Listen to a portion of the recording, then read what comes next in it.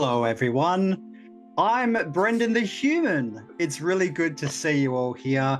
And I'm here with my mates. I've got Jack O'Brien. I have Elibee. I have the mother of bunnies, Karen herself. And I also have this weird guy who's normally in a different spot on the place. But I have usurped Josh the Pirate. That's what they call it, right? In streaming terms, it's the spot in the place. That's the technical term. Yeah, a lot of people don't use that. It's like using Latin in science. You just, it's a little bit. Yeah, no, sorry. I do know you're not meant to use production terms on stream. Anyway, hi. It's really great to have you all here and to be back with the second episode of our 3-shot of the Josh the Pirate's Humblewood World 3rd anniversary.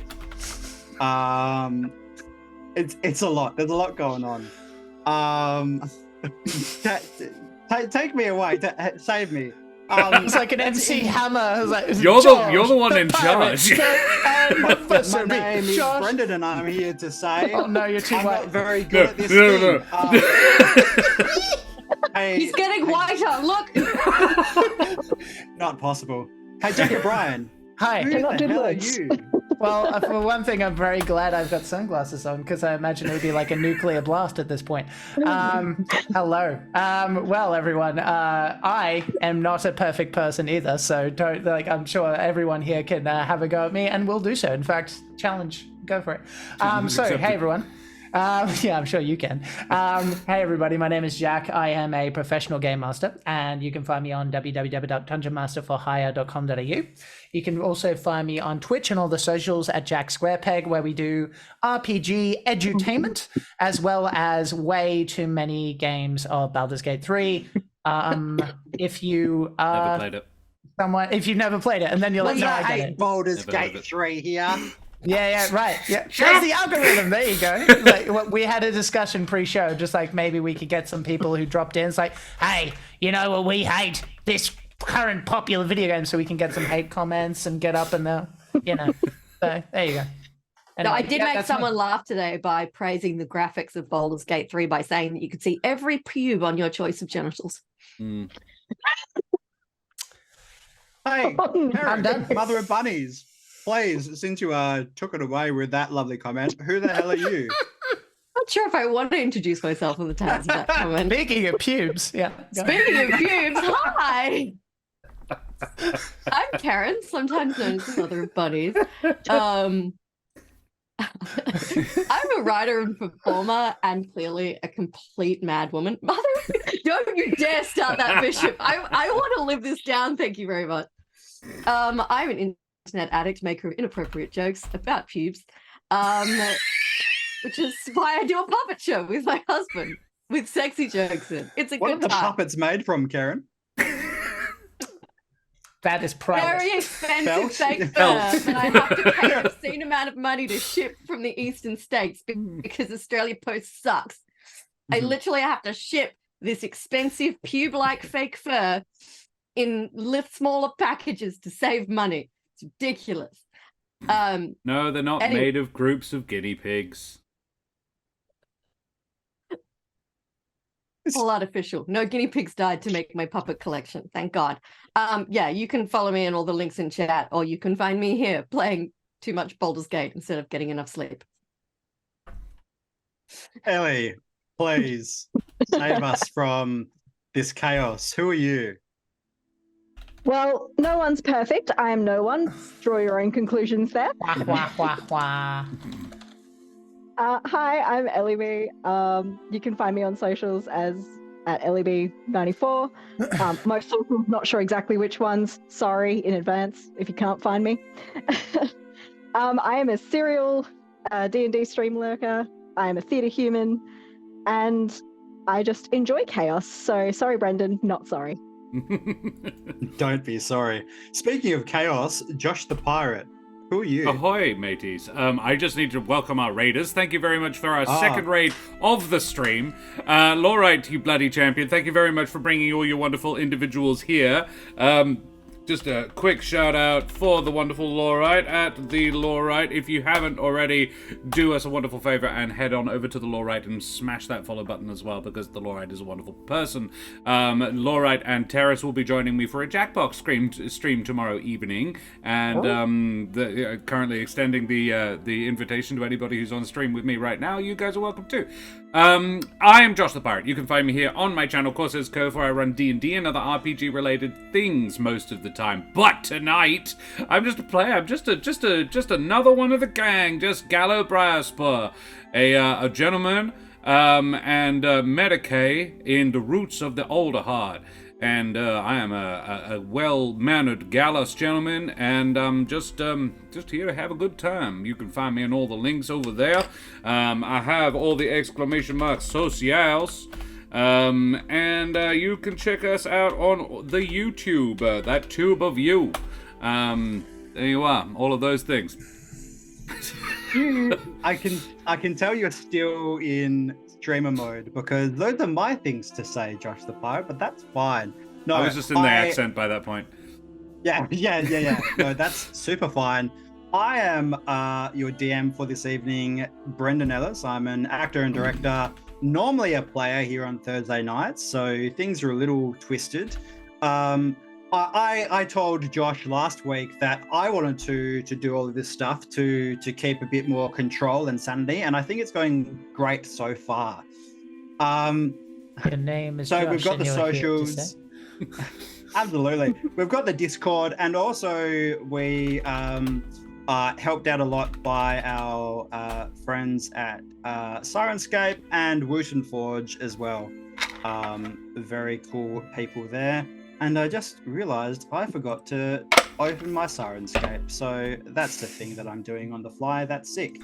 Why don't you do it while I do a recap? Work? Yeah, well, I mean, that actually takes us to that. So who's going to do our cheeky little recap?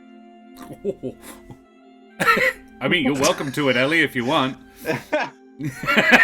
No, I thought you were raising a hand. That's what you going. Yeah, me. That's what I saw. Not me. Yeah. Not me. You're pointing at me. Please. Weird. All right. Shoddy, not You're it. above me. I wasn't here, so I have literally nothing to add. That's fair. All right. Well, Oh, where good last we left our Tell us more heroes, stories about cubes. Fig was having a sleepover at Tali's house. And Gallo had just gone home to check on a patient. There you go, caught up. No. We began last week's adventure with Tali, who is currently sort of on leave, but sort of working while she's on leave. Not really on leave, just not being paid, but continuing to do the job as far as I understand it. Yeah, basically it's like a protest. I see. Yeah. So yeah, she's still doing the job, and the kids understand. And yeah, she gets this new piece of evidence for a 5-year-old cold case. This book just shows up, and she's like, I don't trust that shit. So she takes it to the tenders. The tenders go, well, yeah, it's deeply cursed, obviously. It turns out haunted. They open it up, and out comes a little sheep lady who screams quietly at them, who's missing a tongue. Not great. Yeah, it looks like it's been torn out. And she's like, okay, well, I don't know what to do about that. And Gabby asks her kindly to leave. So she goes back to her place of abode and says, hey, would a couple of you wonderful people that she sees in the street go and get Fig and Gallo for me, my good old buddies who occasionally do some off-cider work for me. They both show up, have a look at the book, and go, yeah, that'd be deeply haunted there. Can't figure out how to make the ghost come back until Gallo comes back and says something silly about saying the name Sarah of, what was it called? Yellowcrest Manor. Yellowcrest Manor into the mirror a few times. And, then he says that once, and boop, back she comes. She can't talk, because she's missing a tongue, and also a ghost. But she does manage to tell us a bunch of very upsetting things. Having read the book, turns out Sarah of Yellowcrest Manor was a servant at the Yellowcrest Manor. The lady, Maria Yellowcrest, was teaching her to read, and write, and she thought that she would, make notes and things and start writing some stuff down, and towards the end it got rather upsetting. It does look rather like Lord Yellowcrest was into Vialis was into some shady shit, and may well have murdered his wife, 3 children, and Sarah, as well as possibly 2 other servants as well. So not great, not groovy. We figure all this shit out, and then we're like, right, well, let's go and... We're definitely not going to the obviously haunted manor tonight. That'd just be stupid. Even though it's clearly the best place to find more information. But we would, but we could go and ask the boyfriend, Sarah's living boyfriend, living, not live in, sadly. Otherwise things might have turned out differently because he's an adventurer. Go there, find out this lovely, broken horned ram dude whose name escapes me. Feckin, that's the one, of the broken horn. And he, basically just gives us a little bit of information, but he isn't able to tell us very much beyond what we already knew. The ceremony to bury Sarah was conducted properly. She's buried in the roots. Everything seemed on board, above board and stuff like that. Lord Vialis has moved out of the Alderheart since. We've now basically got to figure out what is going on with him. He had an associate who we met with once every couple of weeks, so we're maybe going to check out the business connection there as well.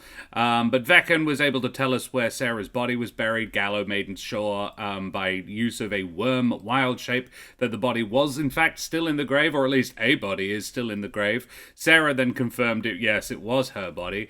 Feeling a little bit like not that happy about the way things are standing. We sort of called it a night. We went back to Tali's place, had pizza and cake, stopping on the way via the Perch Guard just to get them to do some digging for us to just find out where Lord Vialis has moved to, and also the names of his business contacts. Then Gallo said Tali's name, and we all went for cake. Fantastic. That's a 100% accurate recap, so thank you very much for that. I pay attention. But yes, I trust you.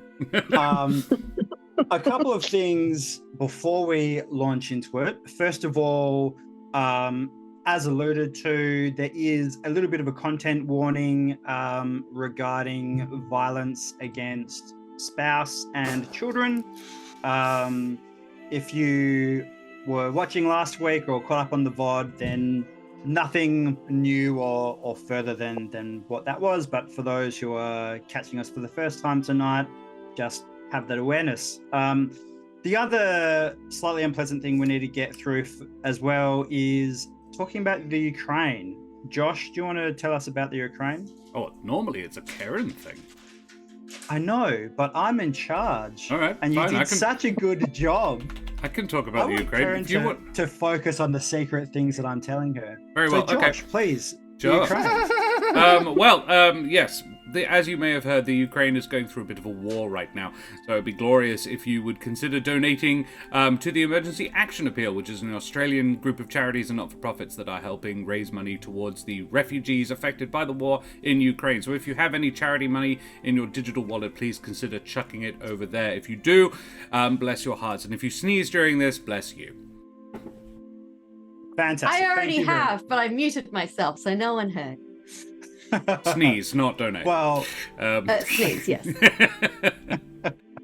Well, bless you one and all, and welcome back to the world of the Humblewood on this 3rd and 1 week anniversary. Yay! Yep. Yay! Oh. Yay!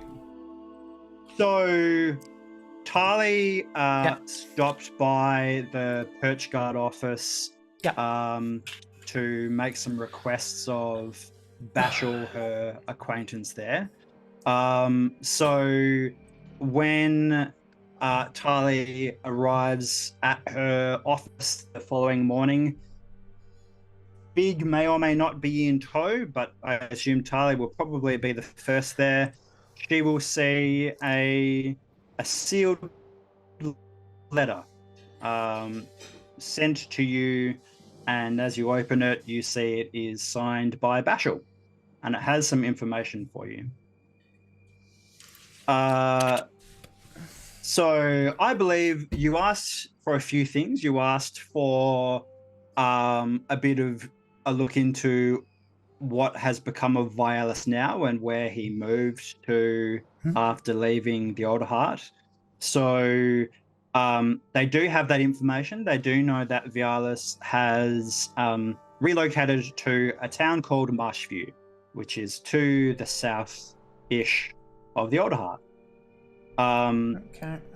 There is also a note added there by Bashal that says that, of note, there have been several reports of disappearances along the road from Saltar's Point to Marshview recently.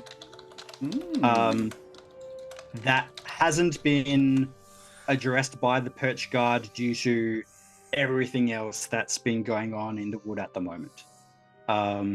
Which is somewhat fair, and also some of the stuff that the Perch Guard is doing instead, so I imagine Tali has complex feelings about that. The other thing that I recall Tali asked was for them to look into the businesses that's great. the Yellowcrest had.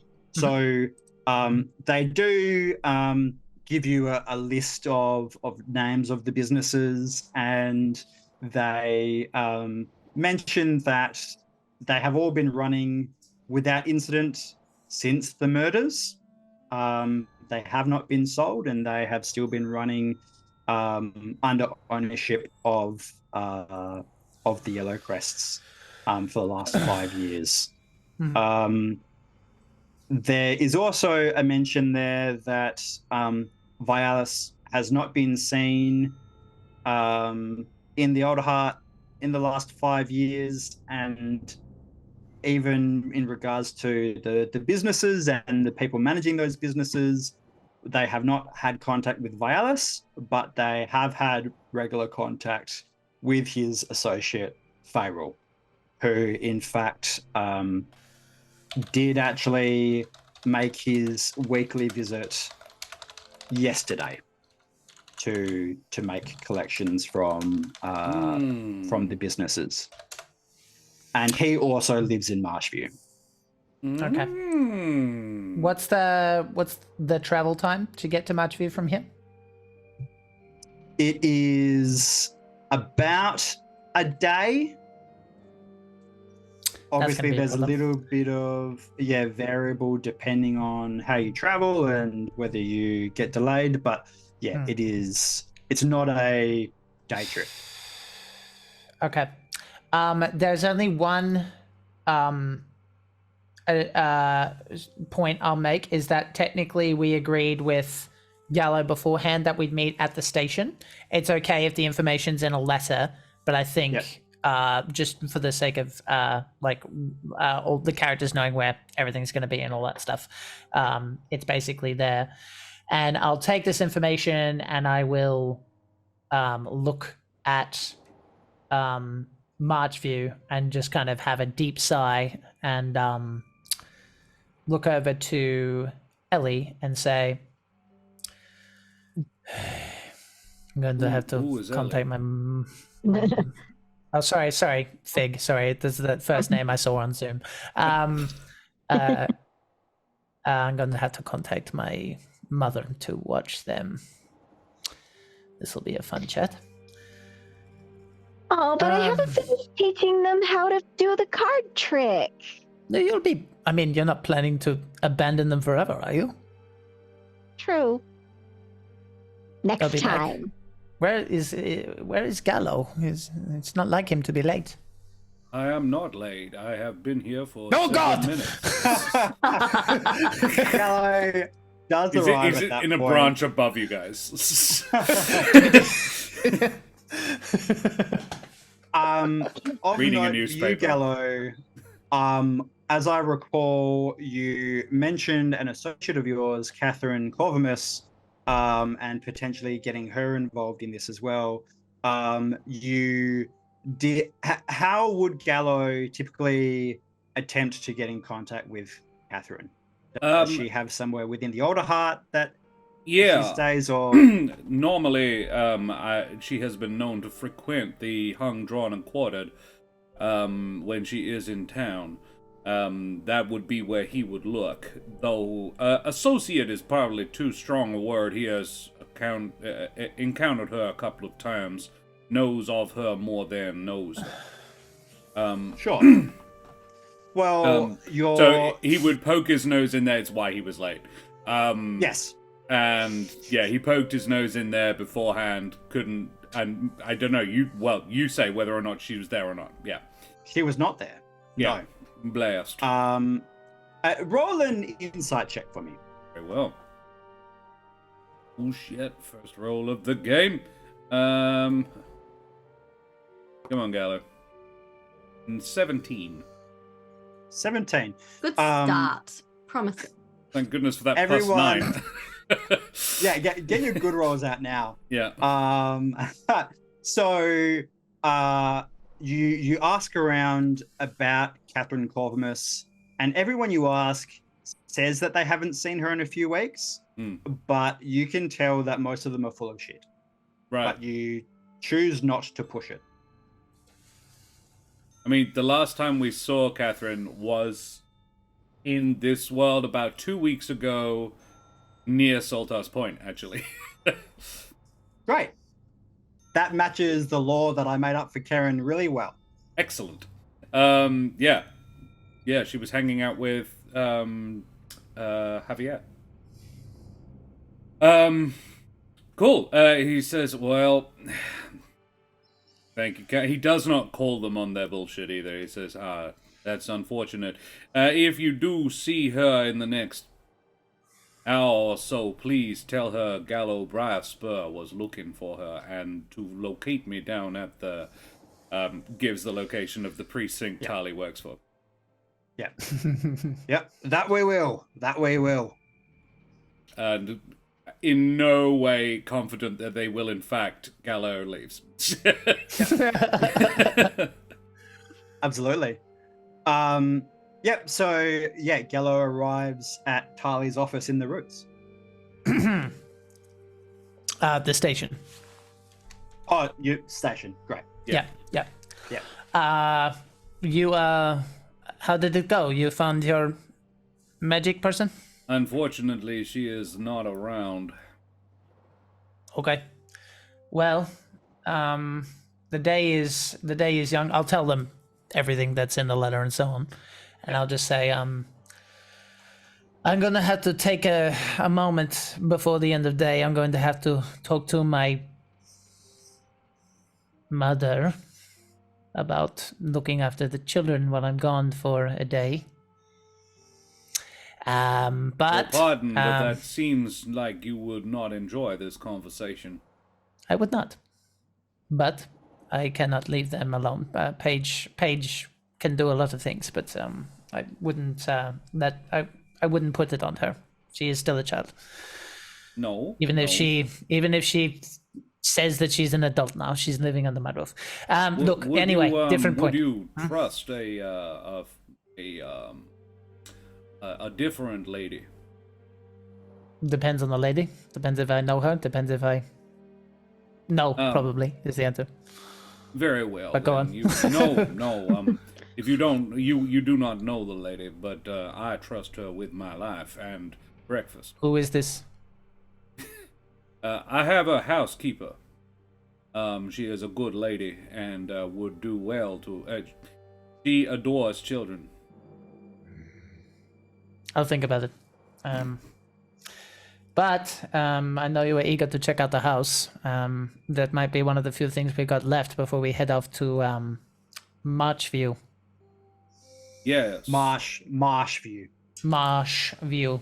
Views over the accent. marsh. It is near the Willowing Reach. Well, it's about halfway between Willow and Reach and Saltar's Point.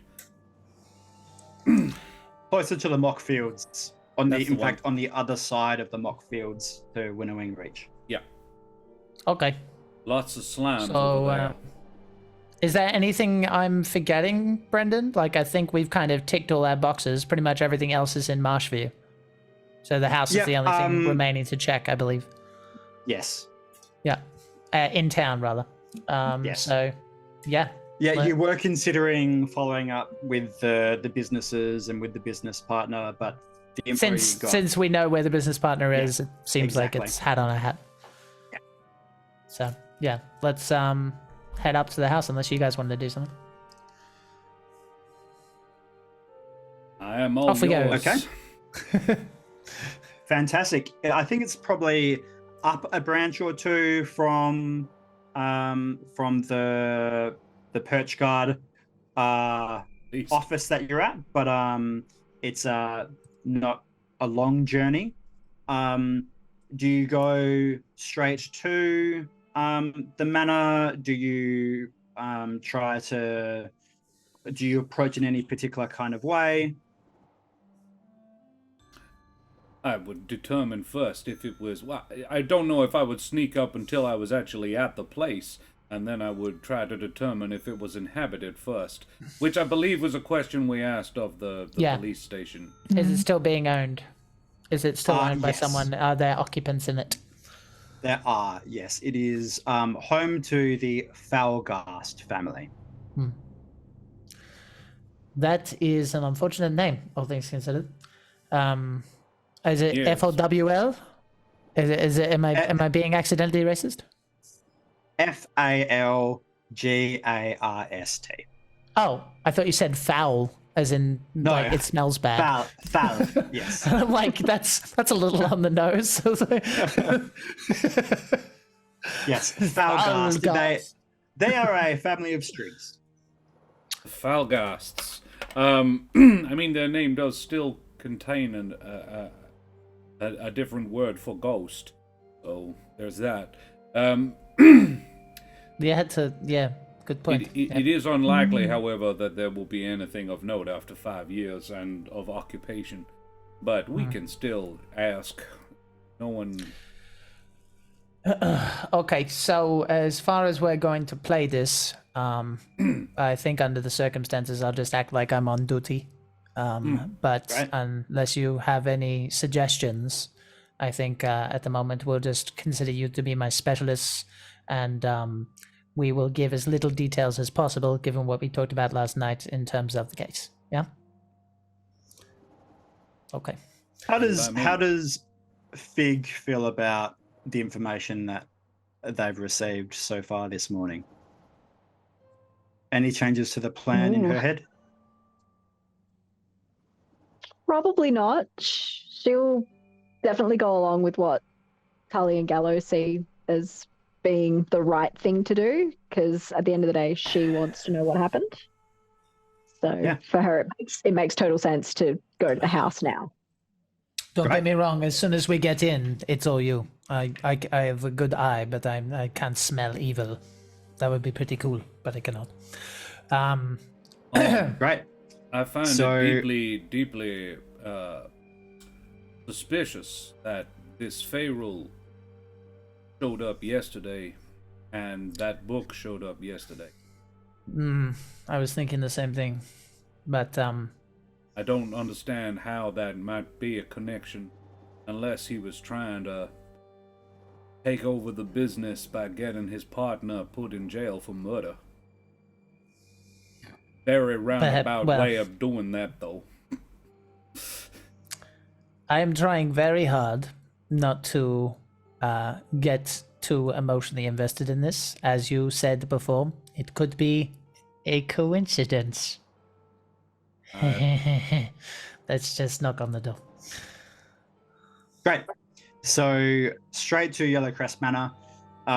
You knock on the door, and after half a minute or so, it opens to a short lunar gentleman dressed in a well-dressed You can see that he's clearly a servant of some kind. Oh. He has a little bald patch on the top of his head. And he says, yes, hello. How can I help you? Welcome to Falgast Manor. Good afternoon. And I will show him my badge, and I will just say, we are here strictly for observational purposes. Let me get this out of the way. None of your people are under suspicion at this time, but we have had a recent opening in a case to do with the previous owners. I'm sure you know what I might be referring to. Yes, of course I do. Yes. I would be more than happy to help on behalf of the Falgasts. Very good. If it's all right, and this seems a little grim, I apologize, but if you are aware of where the attacks happened, that might be a start. Tali's notes presumably would contain that info. That could be true. If so, then I'd be a lot more subtle than that.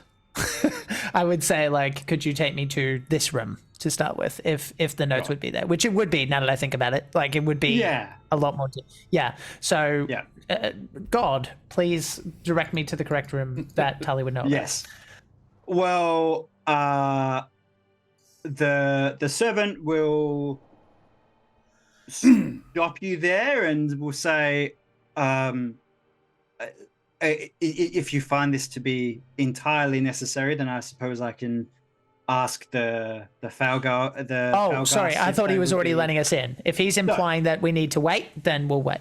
Yeah.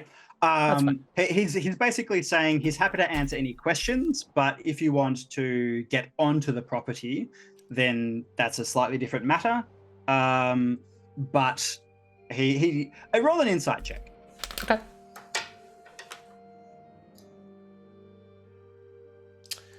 That's a 7, but I'm going to add a superiority die to that. Excellent. So give me a second. That is... So for those watching at home, Tali is a battlemaster fighter, but most of her stuff is to do with making her a better investigator. So she has something called tactical assessment. And when you make a investigation history or insight check, you can expend 1 superiority die, which is a D8, I believe, at this level, and add the superiority die to the ability check. So I got a 7 plus big money 6. Hey. So that's a 13. Yeah, fantastic.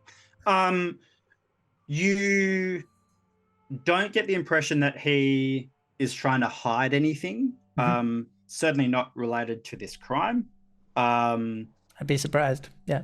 Yeah. No, it's more just you can tell that not that he's particularly trying to hide it, that he doesn't really see why an investigation of the scene would be necessary. But in fact, he will add. Sorry, did you want to add something? If I see that he's got hesitation, or if I get the impression that like he's like not taking it seriously, I'll just say this. Sorry, what was your name? Arnulf. Arnulf. My name is Tali, and these are my associates. I'll give the full names, which I've only got Fig on Zoom, so like I would say, I think it's Euphigenia. Did I get it right? Figs. Euphigenia, yep. Yeah, I was close. And she says, "Look, this is a very simple thing here. You do not have to do anything. You're not in trouble. None of your people are in trouble. Your masters are not in trouble. However, what this is something that we are required to do.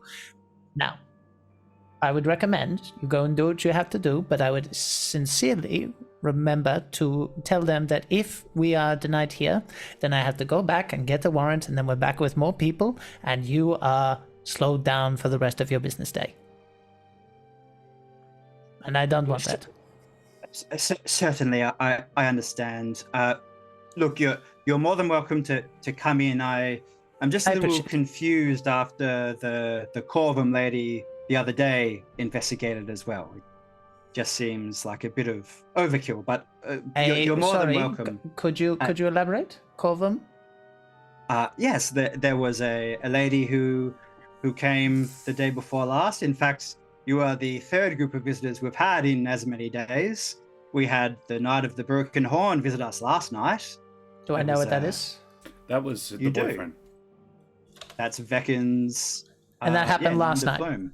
Yes. What time did that happen? It would have been 6 p.m. or so. Was that after we had a chat with yes. this fella? Okay. Pretty much directly after. Yep, that kind of makes sense. I get it. Okay. May I Interesting. ask why the Knight of the Broken Horn was hopping by?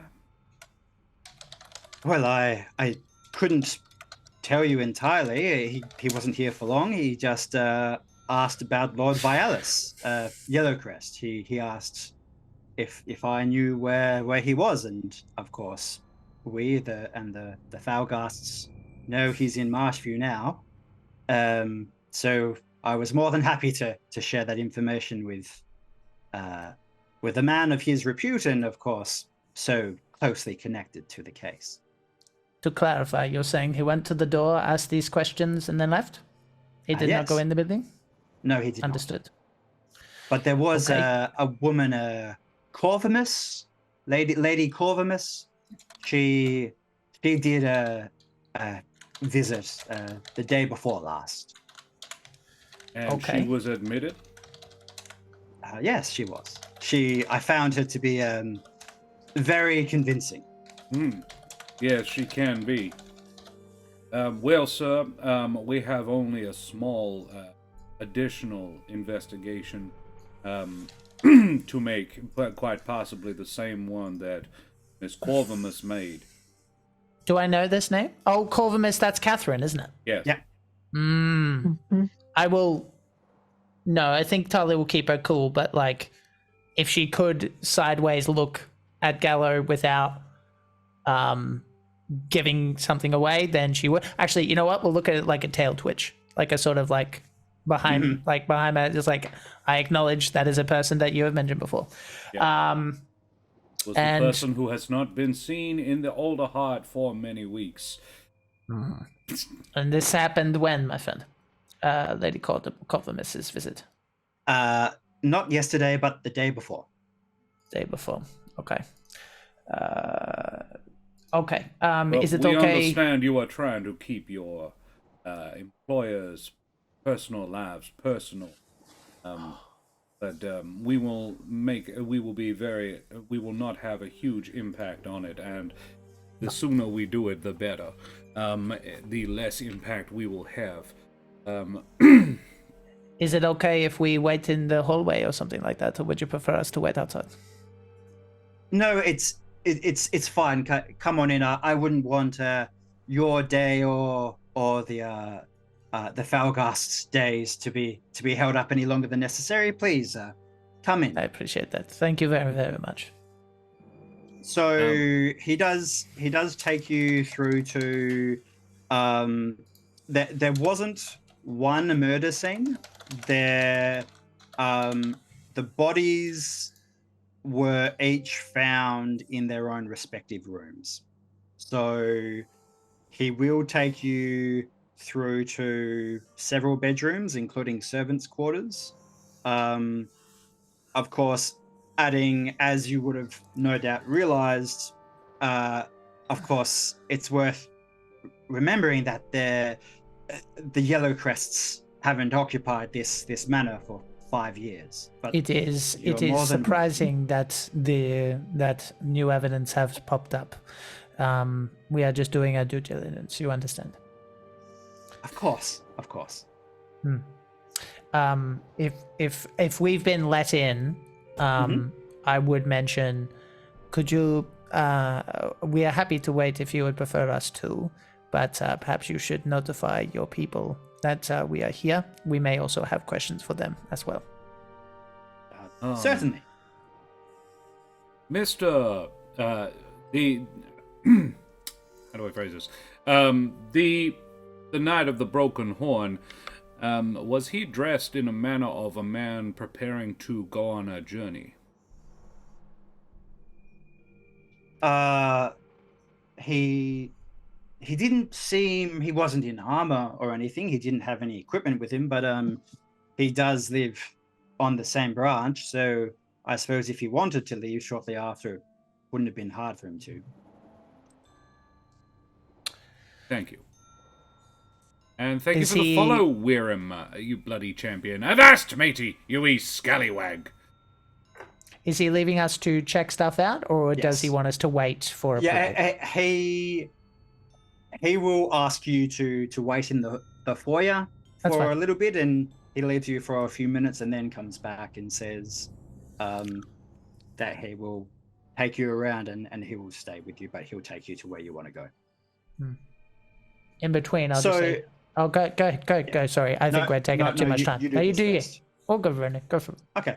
Well, so is there anywhere specific anything specific you want to look for? I'm prepared to just do this as like a general investigation. I'll just turn to the check. paladins at this point, because actually, to be honest, I mean, I'm happy to investigate. That's what Tali would do, but she is realistic enough to know that any evidence would have been picked over. Captain Reynolds was obsessed with this case. She will do it, but she will turn to the people that she asked for help for a reason and say, "Show me what you got, yeah?" Yes. For clarity, I am not a paladin. You know this, yes? I keep forgetting. Monk Druid. Yes. But you know what happened is that there was another character sheet. That's my bad. Sorry. Yeah. Yeah. I'm the paladin. I try. Miss Sablepaw is, on the other hand, very much a paladin. And in fact, Miss Sablepaw, you are the... my concern here is religious or fiendish in nature, which would mean this is more your speciality than mine. I am looking for that chalk circle that Sarah described. That was in his room, no? I believe so. I doubt we will find the chalk, but if I was going to find anything, any remnants after 5 years, that is what I would expect to find. Start with that room. And should we roll now, assuming that we get in with the thing? Okay. Yep.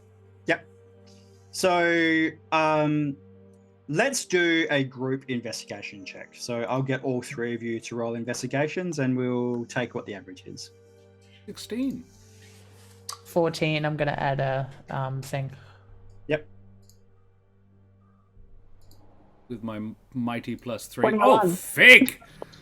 And that 18. 14 becomes an 18, so the average is about 18, 19, somewhere like that. Fantastic. Excellent. Wherever you ask to look, Arnulf will gladly take you. He takes you through to the old and still currently serving as servants' quarters. He will also take you to a 2 small bedrooms, as well as he will take you to the door of the master bedroom and then ask you if you definitely need to see this room. Ideally. Great, and he does. We will not touch anything. Yep. And, you know, that's to be expected. This is the bedroom of the lady and lord of the house. And he also takes you through to a study. You don't notice any... this looks like it's almost a brand new house. It's certainly been renovated since it was owned by the Yellowcrest, and you can see that particularly in the study, it looks like there has been a new coat of varnish put upon the floor within the last 5 years, probably specifically to get rid of the chalk circle. Also, I was going to say the blood, but yeah. Well, that too. In fact, Arnulf would probably say there wasn't any blood found. Well, there was a bit of blood in the study, but the bloodiest rooms were the bedrooms. Did the This is a. Go ahead. You were speaking first, Josh. Did the Folgasts take ownership? Basically, the house was not cleaned, and the Folgasts moved in. Yes, they did buy it at a considerable discount for that reason. Yes, it was not a small amount of work that it took to rid this place of those nasty incidents. That Were kind you on of staff at amount the would time? seep into the flow. Yes, I have been serving the Falgasts for a number of years now. Well, Notably, Fig, if you bust a divine sense, you will not really pick up much of anything. I mean, other than probably like a very faint feeling of... Tell you what, a newly or recently consecrated area. You would probably pick up a layer of desecration under a layer of reconsecration. Okay. can you tell how recent? Within the last 5 years. But not within the last 5 days. That's my question. Not that recent. With your average investigation rolls, you're not confident that there's anything here now that wasn't already logged in the case report or has potentially since been removed. In the case report... Sorry, carry on. Slight trigger warning for those who are sensitive to such things, but I think this is what Tali would do. So I think while this is happening, she would wander from room to room and match up whatever the equivalent of photographs is in this world, or like sketches or detailed, etc. And could you please relay me what the chain of events is suspected to have happened and the cause of death? Was it bludgeoning, etc.? What do the investigators of this case imagine happened? In what order? Sure. The investigators at the time struggled to determine a precise order of events. But what was found, and we mentioned blood earlier, but that actually wouldn't necessarily be true. All of the tongues of the victims were removed. So there would be some amount of blood from that. But the primary cause of death determined for all of the victims was actually drowning. And they were all found in their respective bedrooms. With their lungs full of water. Yeah. Were they wet? Okay. No. They I were think dry, and they drowned in the top of a tree. She's gonna take her time, and while Fig is doing the important work, she will just kind of go down to where the body, she would have it memorized what the body, where the bodies were and what pose they were in, and she will just kind of make contact with the wood and just kind of get immersed in it and allow the rage to kind of fuel her determination to keep moving. Yeah. And come back and go, how do we do? Fig? Something else that's worth noting from the case notes, is that Lord Violus's study was thoroughly investigated, and there wasn't any evidence found by the investigation team in it. I remember this frustrating me just in the book. It's even worse in person. Well, Sorry, Fig, how did you go? Doesn't seem like there's much here. It was a long shot. Well, that's probably for the best. Thank you very much for your kind and consideration here, sir. You have done an excellent job of cleaning. Sorry, Fig. Miss Sablepaw.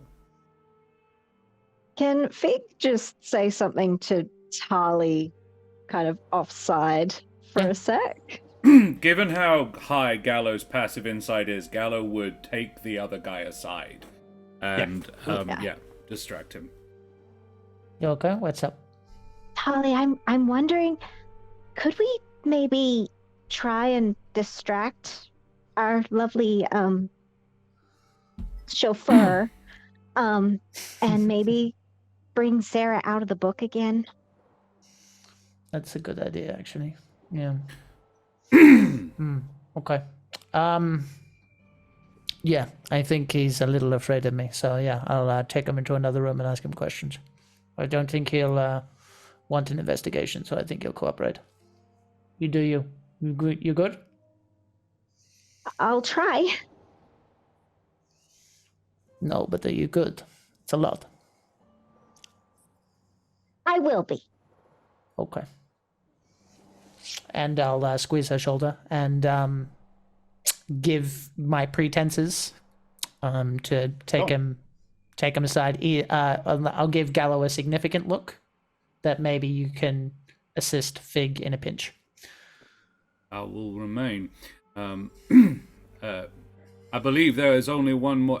Gallo sees this and goes, I believe there is only one more ritual to try. I will remain with Miss Sablepaw. Yeah, and Tali, it's not hard for you to find a pretense to take sure. the servant into another room. I'll just mention a bullshit code that doesn't exist. Yeah, absolutely. So while Tali is distracting the butler, what are Fig and Gallo going to do in any particular room? What do you want to do? I think we're gonna need to go back to the study. My thoughts agree. So we head back there, open the book, and Gallo holds the book and looks at Fig, and raises a feathered eyebrow, and just sort of, your idea. It's time. Miss Sarah? I believe you have to say the whole name. Actually, no. It didn't happen the first time. You just said Sarah. Yeah. Remember? Oh. Yeah. I said Sarah of Yellowcrest Manor. You did, but You Sarah said- is did all you? that's needed Oh, to call maybe. her. As you're uncomfortably used to by now, the air grows cold. Your feathers and fur get somewhat chilled as this mist spews out of the book and then coalesces into the form of this woolly servant lady, woman dressed as a maid. And she looks at you, and then it doesn't take her long to realize where she is. And then she looks back at Fig with wide eyes. Oh. I'm sorry to do this, Miss Sarah, but we just needed to ask some questions, and we figured it was better to ask you here, because you might know what happened, in what order. Can you draw exactly where you saw that circle on the floor, please? She goes from looking blankly at Fig to taking a long look at Gallo, and then slowly draws her eyes to the center of the room, and a spectral glyph appears on the floor of the room, matching exactly the sketch from the book, Oh my. down to the slightly blurred lines and smudges. Oh wow. I want to do something real dumb.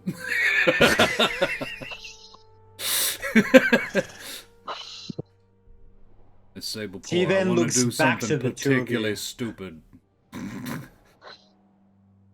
How stupid, Gallo. Do you have any chalk? Oh, jeez. Sarah has looked back at you and is just staring at you. That may have to wait just a little bit longer. Miss Sarah, when this happened, do you know, how do I phrase this? Anyone else got any other questions? You got this. While you're phrasing it, I'd like to make an Arcana check on the circle to see if I can sense any residual magic from that, knowing exactly where to sense for. Sure. Go ahead and make an Arcana check. Oh, yes! 25. Okay. It was so close to being a 1. There is no residual magic here. You, of course, you already determined what the circle was used for. It was a component in the contact other plane spell. Yeah. But with that roll, you would be aware that there is more than just this circle that's required. You would also determine that the circle is not really here. It seems to be a projection of Sarah's. Oh, I know. But you would be aware that, yeah, there are several other components needed, such as a spell book with the appropriate level of magic instilled in it, as well as some other material components, which you probably have an idea of what they might be, and they're not quite to your taste. No. On In second fact, thought, I'm going to give you even more. ooh, With that 25, you would... I mean, it's not something that occurred to you at first, because why would it? But the more you think about it, given the circumstances, you realize that particularly for some beings from some planes, the greater the offering, or the greater the quantity of the offering, the more powerful the connection. So you get the feeling that every death was probably itself a component of the ritual. right. Even now that we know that all the tongues were removed, I've got to assume that might well have, yeah, thanks, Jack, for those tongues in chat. Tongues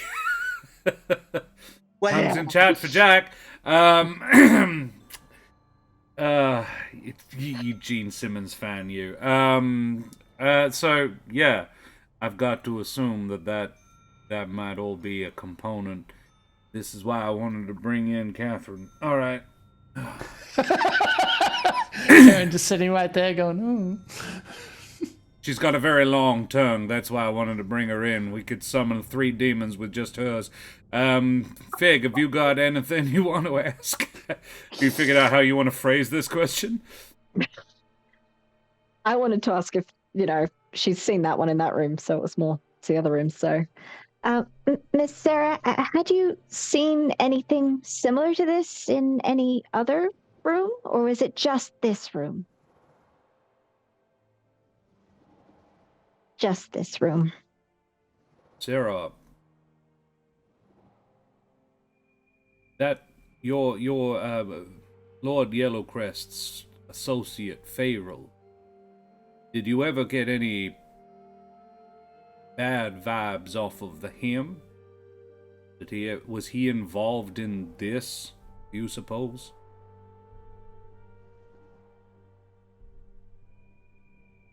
Yeah. Thank you.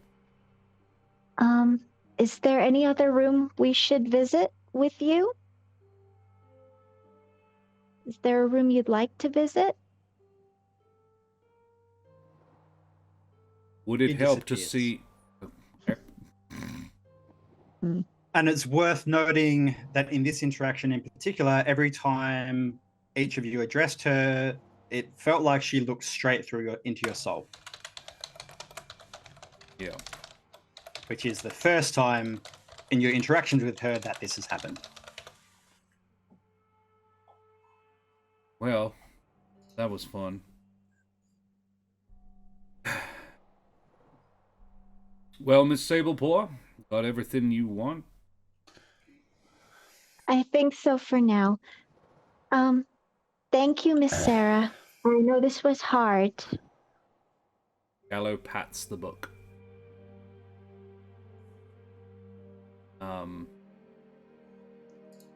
Yeah. Well then, let us go and save that butler from Tali. Yeah. And a code 375B, whatever that is. It's Okay. not about the stuffing in pillows. I would not know, but that would be very funny. Okay, so the three of you regroup. Tali, Riverjacks. is there anything that you want to? No, I imagine they just kind of. No, I imagine they just find it. The conversation has devolved somewhat. And they find it me in the kitchen and holding like a not very wanted but politely accepted cup of tea from the butler. She's just like, ran out the Yes. questions. You took a long time. Apologies, In that fact, ritual can when- get very involved. Yeah. He will very much actually so. look at the two of you as you enter and startle a little bit, and then, yes, of course. If your investigation is over, I mean, this has been a pleasure, but I really must be getting back to my duties, as I'm sure the three of you must be. Oh, I wasn't ignored, Reville Jax. That was me. You'll find that when you play games, the best time you'll have is when players hand the ball to you, and vice versa. So that was me going, hey, I've talked a little bit. Let them talk. So there's no me being ignored. But Jack, yes, you have a default bonus. I don't have I'll take it. programmed into this But, overlay, so no. just remember you have it. Thank you very much, Rebel Jax. Yes, I think that's probably what that was. Yes, thanks for that, Rebel Jax. Yeah, no, but all good, man. These guys are great players, and I'm having a great time. But thank you for your concern. Brendan's all right. I'm all right. Let's go and nobody's find Miss giving me Corvamus. D4s. Okay. Thirsty Arnulf DM. escorts you all out, and the rest of the day is yours. Well, I think we need to go and see Tali's mother. No, I mean, you want to be spared from that. She's a bad leg. I try not to talk to her too much. It's a whole story. You always ignore me. You should call more. Too real. Would she like That's Jack's trigger. Don't go there. Lies to me. You should speak to your mother. She feels bad. Does she feel bad? Oh, I can't is ask she gonna Miss... do anything about it? No, she's just gonna feel bad. Okay. Take So care what? of your 7 children Yeah. that I Miss advise you Magira. not to have. Please save me, Josh. Yes. Miss Magira, I do. I am certain Miss Smallfeather would be very pleased to look after your little ones for a few days. You see her looking awkward, probably for the first time ever. She's normally fairly confident. And she goes, I don't think I can afford it, my friend. You do not have to. I already employ this lady.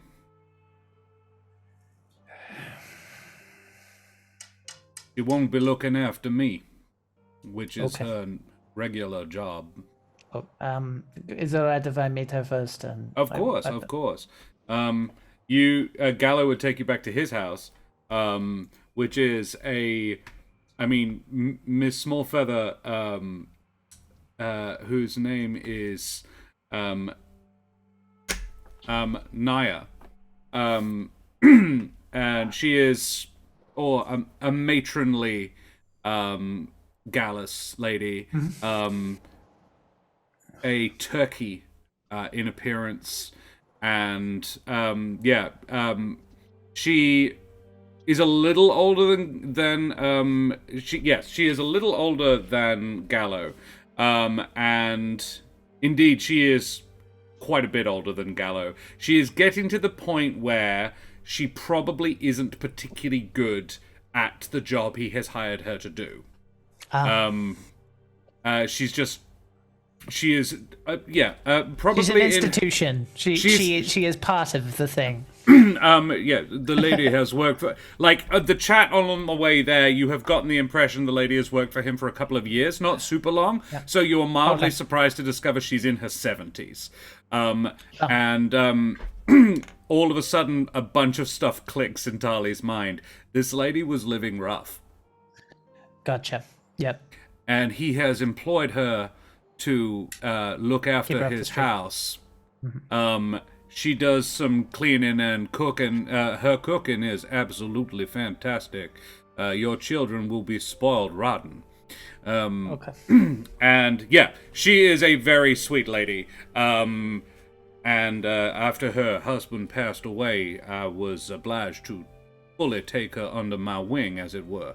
Not that that is a massive inconvenience to me. It does make the evenings much warmer. His home is not large, but it is and it's very full of stuff. Sorry.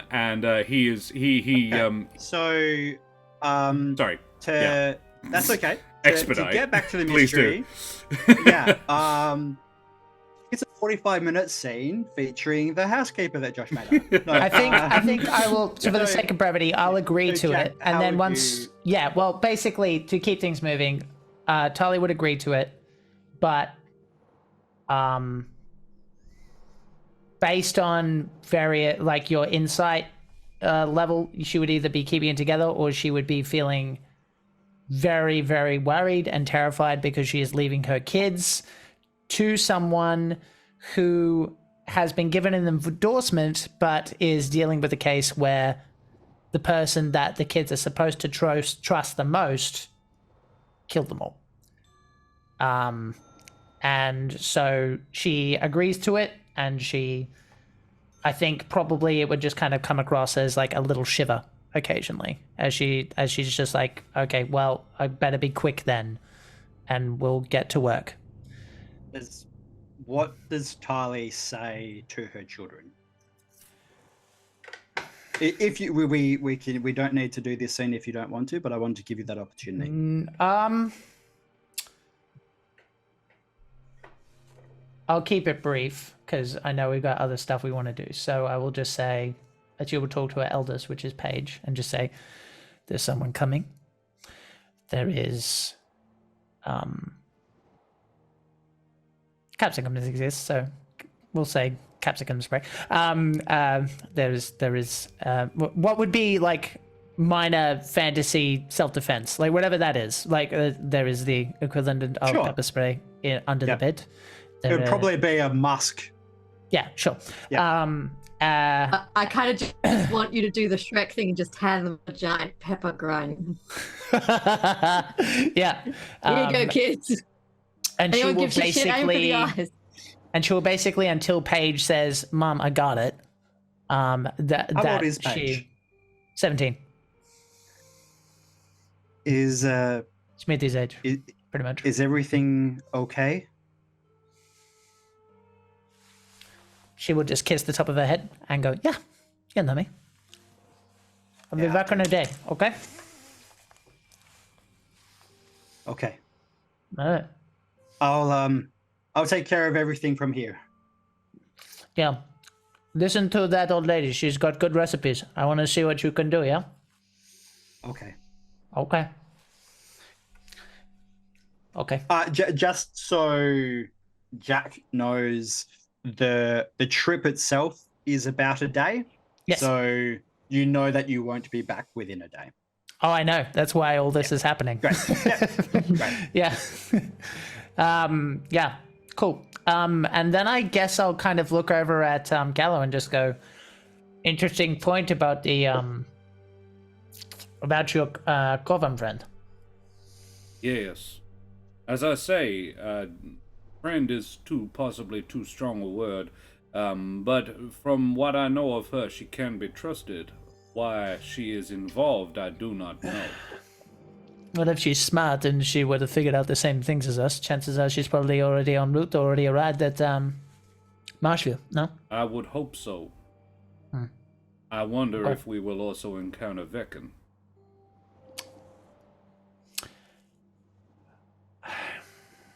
Yeah. I really, really, really wanted him to stay at home. I know. I don't want him to have been involved in this. But doesn't matter what I want. Let's get to work. Let's do you need any do you and she'll do the mother thing and just like do you have what you need? Do you have snacks? Have you gone to the bathroom? Are you sure? Do you have your exit buddy? We're leaving. Do you have your buddy? Hold hands with your buddy. Exactly. Yeah. I like the idea. I want this fan art of Tali, Gallo, and Fig all holding hands walking through the woods. It's Gallo and Fig behind. Lifting. Yeah. Big jumping.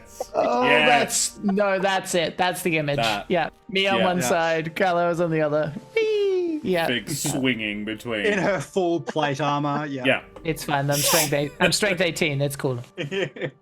I, Okay. on the other hand, am not. So keeping this moving, is there anything of particular that you want to note before you leave? No. Great. Don't think I will so. take that as a no, and you can interrupt me if you think of something. Now, there are 3 different possible routes to get to Marshview. There's no direct road, so you can either take the road southwest towards Winnering Reach, and then it's kind of like a diagonal, then south east again, or you can go the opposite direction, going southeast towards Brackenmill, actually, and then back south along the coast. Or you can make a straight line through the woods. Brackenmill is where the Corvums live, right? That's Eric's family. So Tali the would Shadow Moths, yeah. would instinctually just kind of go, I'd rather not get mobbed. Correct choice. Brendan doesn't like going there either. Since the majority of the party are humble folk, and she would be kind of down to the ground. Whether it's a incorrect assumption, she will make an assumption is probably not safe. So Great. So following the roads along the west, or trying to make it straight through the woods? I would probably take a road. I have no Which is faster. particular ability to travel across country, so my thinking is road is the place we are most likely to run into Miss Corvamus. that's fair. Yeah. Okay. Okay. Road Let's it do is. It's not hard between the 3 of you for you to find some transport, possibly a small cart led by some giant caterpillars. In fact, it would probably be horned beetles. And so you go along the southwestern roads. You do have to camp. You're not able to make the trip in a single day from the time that you leave, but you camp along the side of the road without incident and are able to make it to the town of Marshview by noon the following day. Space Jam. I hate reference, sleeping Jack. on the ground. yeah. Very good. My back hurts. I hate this. You two would have seen Gallo clipping his talons the night before. It's in my eye. No, as in, yeah, giving himself a tiny bit of a pedicure.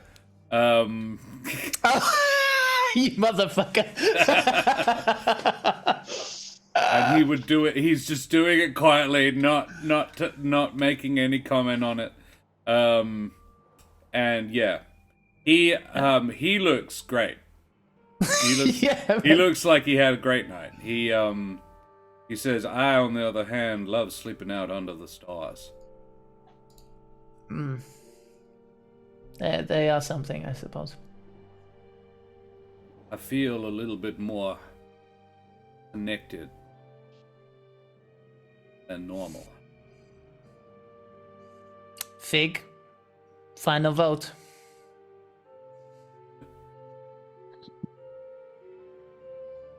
Why is it always me? Because Tali and I are very different people. But I like them both. I think that's why we like you, darling. Don't worry about it.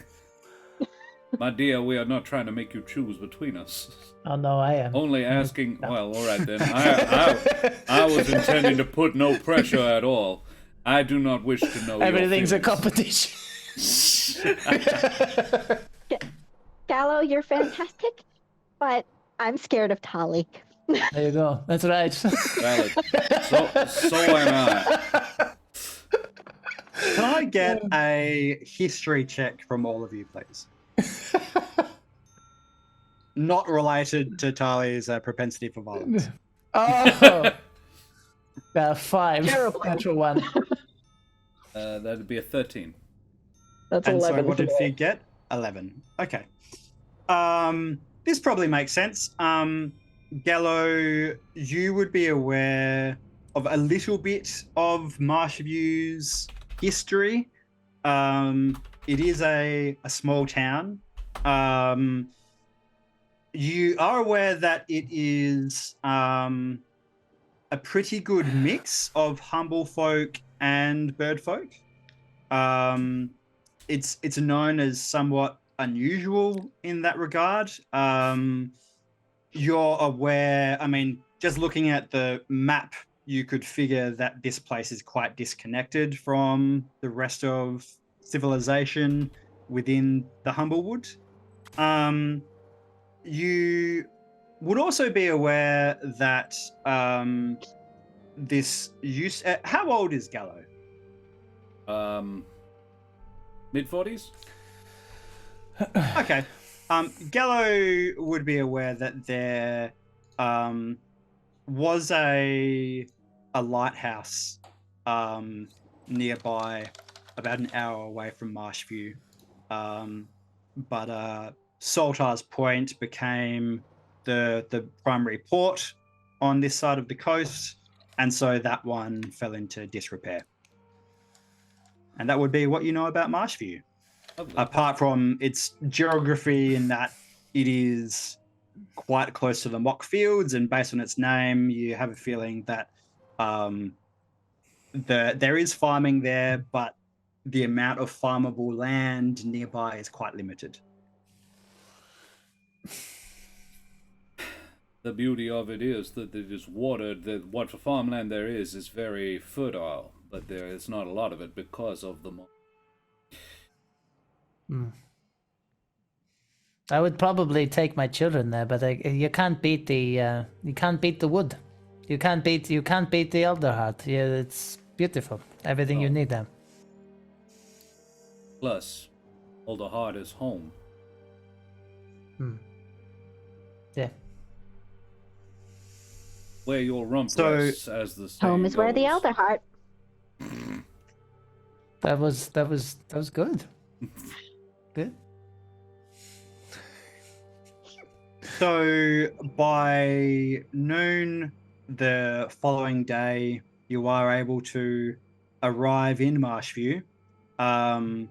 Which, do we have a map prepared, Josh? Yep. Fantastic. Somewhere.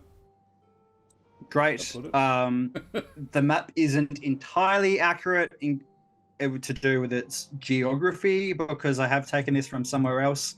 But the locations, the buildings and things are accurate. Just forget that there's a huge river going in the middle of it all. Because there is no river here. But otherwise, that's what it looks like. It is, you can see it is about as small as you would expect. And you do see that there is a healthy mix of bird folk and humble folk here. There's a few people walking around town as you arrive, and you all do notice a few curious looks, which again probably isn't to be unexpected from a town this small and this disconnected from the rest of the Humblewood. Can I pull a person, if you're done talking, Brennan, that is, when you're, can I take a person aside and just go, pardon me, have you seen anyone arrive who, and I'll describe what I know of Miss Corvimus. You can probably stop it. Have you seen anyone arrive that wasn't us? That wasn't, someone new. Yeah. Any other new arrivals? Have you seen a devastatingly good-looking Corvin lady roll into town anytime? Have you seen lately? someone I might fall in love with? You never know. You never know. I like their feathers black and their tongues very long. Well, there was a lady who arrived yesterday, a Corvin woman. I believe good. She is, I mean, I haven't seen her there, but she's probably in the tavern. Thank you very much. And I'll go in that direction. Yep, they point you towards... I would ask where it is, but I imagine this place is so small that it's just like, oh, that building with the sign on it. Yeah. It's also the shop, the post office, the doctor's surgery. Yeah. We get haircuts in there. We don't talk about it. Yeah. Yeah. They point you towards the bulging cauldron, which is the tavern in town. You go there? Yeah. Nope. Never set foot in it. Nope. We go back. Fuck you all and your boss. We go back to Alderheart. I'm going to go back and talk to the lady I made up. Yeah, right. Oh, gosh. Catherine Corvimus, you, I think, would probably be waiting and watching for these three, well, at least one person that you recognize, walking into the tavern. What is Catherine incognito? Describe her for us and what she's doing at the moment in the tavern. Catherine is a rather attractive Lady Corvin. She's quite elegantly dressed in dark clothing. She is chilling at a table with a glass of wine, just keeping an eye on the various comings and goings of the bulging cauldron. I did hear that right? The bulging cauldron? Yep. Unfortunate name. Yep. It is a little fun. And I'm going to say that when she sees you guys walk in, I'm thinking of a fun way to do this. So I know Gallo. Yes? Yeah. Cool. You're going to get tapped on the shoulder by a mage hand. Every time, like, he looks and she's not there. She's on the other side, about, like, across the room. And he's like, every time. You would also recognize Tali, Catherine. Yeah. Not So- that you have met her, but you would recognize her. I know Every of time. her. Every time. What? There is the lady we have come to look for. A pleasant day to you, Miss Corvamus. Huh? She's hot. Okay. Cool. I did not notice. I dare you. Are you blind? A gentleman does not notice.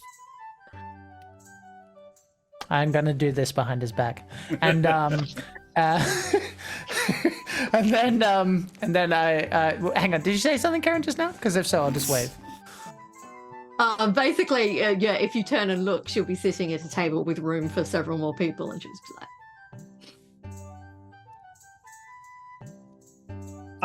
Excuse me.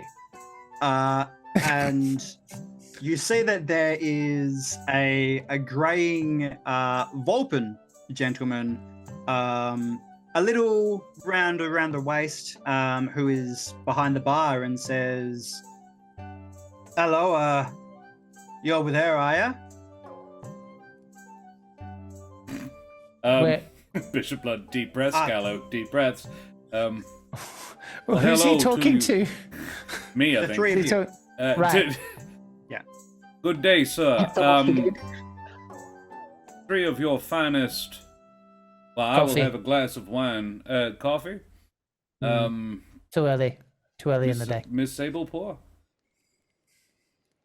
Water for me. A water, a coffee, and a sweet port. A small glass, please. Miss Corvamus? "Look, in nearly 3 days." We had procedures and childminders to deal with. Right, coffee, port, water, And another for got the it lady. all. Of course. And he looks at Catherine and says, "I'll add these to Mr. Gallo's tab then, shall I?"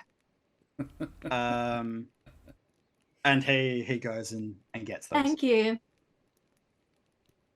Who would Mr. Gallo be? No idea. I hope he's not going to stiff them. That would be very awkward. Tali is trying very hard to keep her professional face on, but it's like this.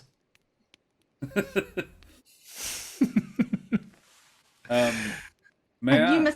you must be Tali. Oh, I know of you. I did not expect you to know me, ma'am. I'll sit down and offer my hand, and you can see the tattoos over the fur that is not there, just kind of flesh. But I'll offer to shake. Oh yeah, sure shake your hand. Okay. And Kind may of I absorb that bit of introduce, information. Miss Iphigenia Sablepaw, a noble paladin of Gaspard. A pleasure. Nice to meet you. And what does Fig look like? I don't think I've got a description of her tonight. Bilby!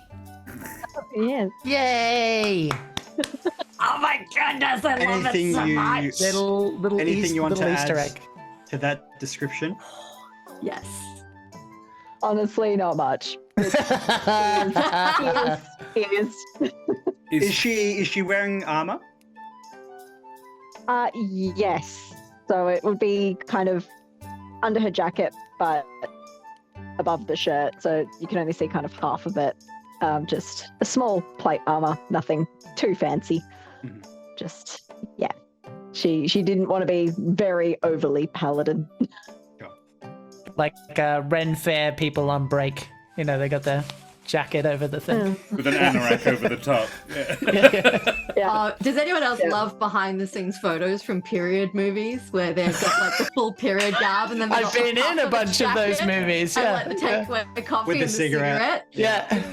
They're amazing. I love them. 100%. Sitting under a modern So good. umbrella or maybe with a poncho over the top. It's excellent, yeah.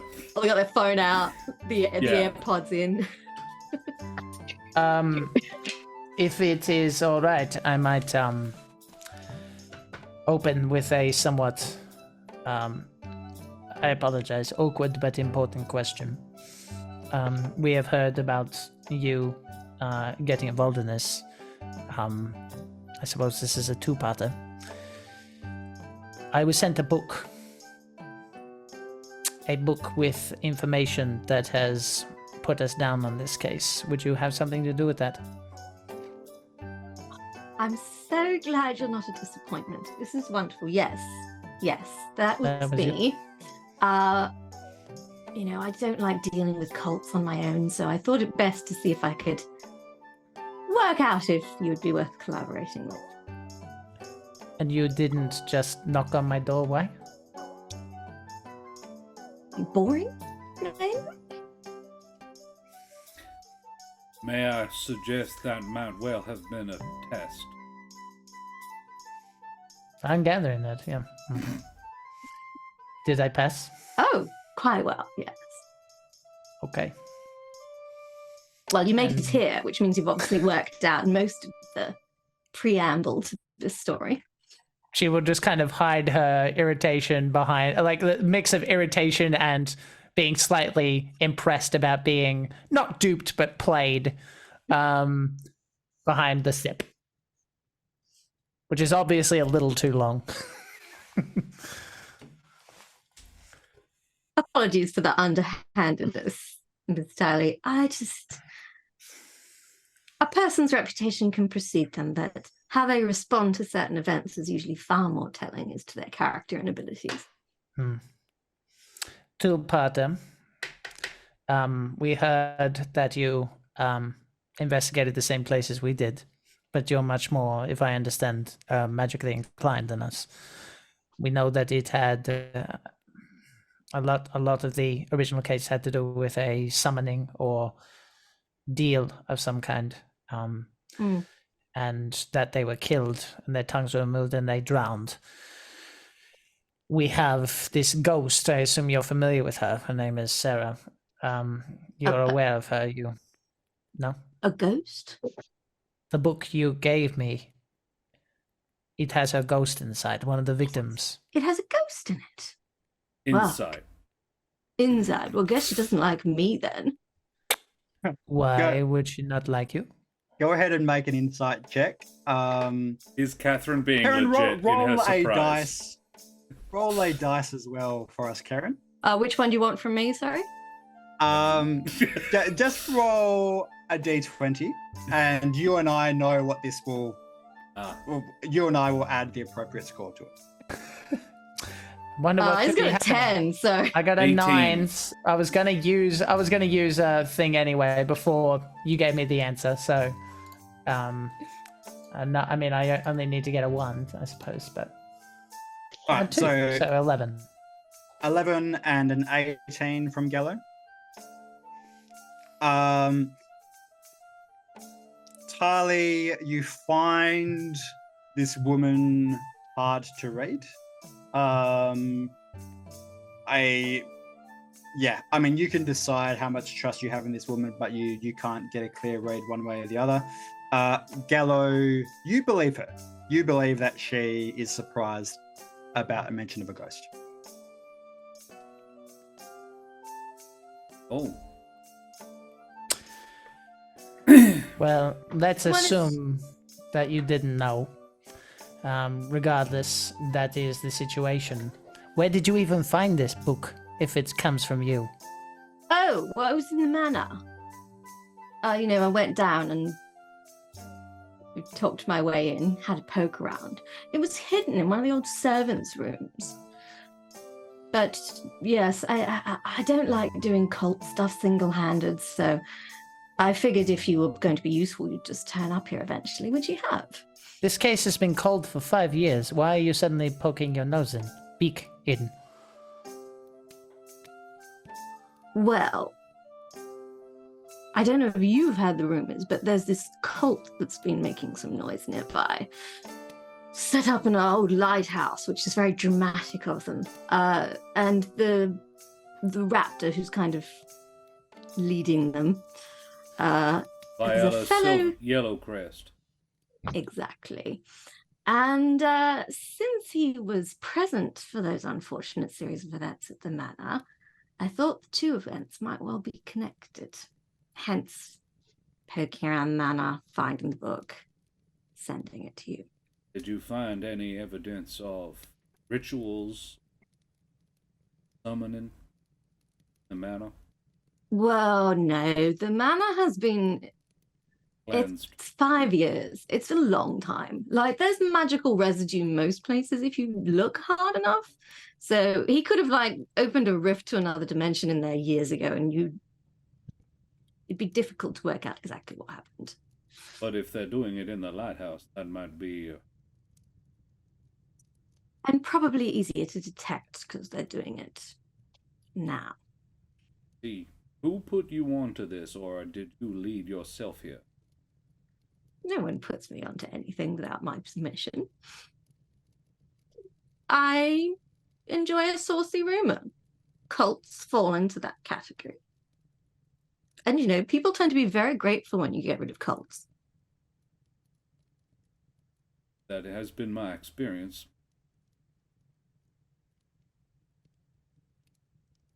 Well, did you pay any notice to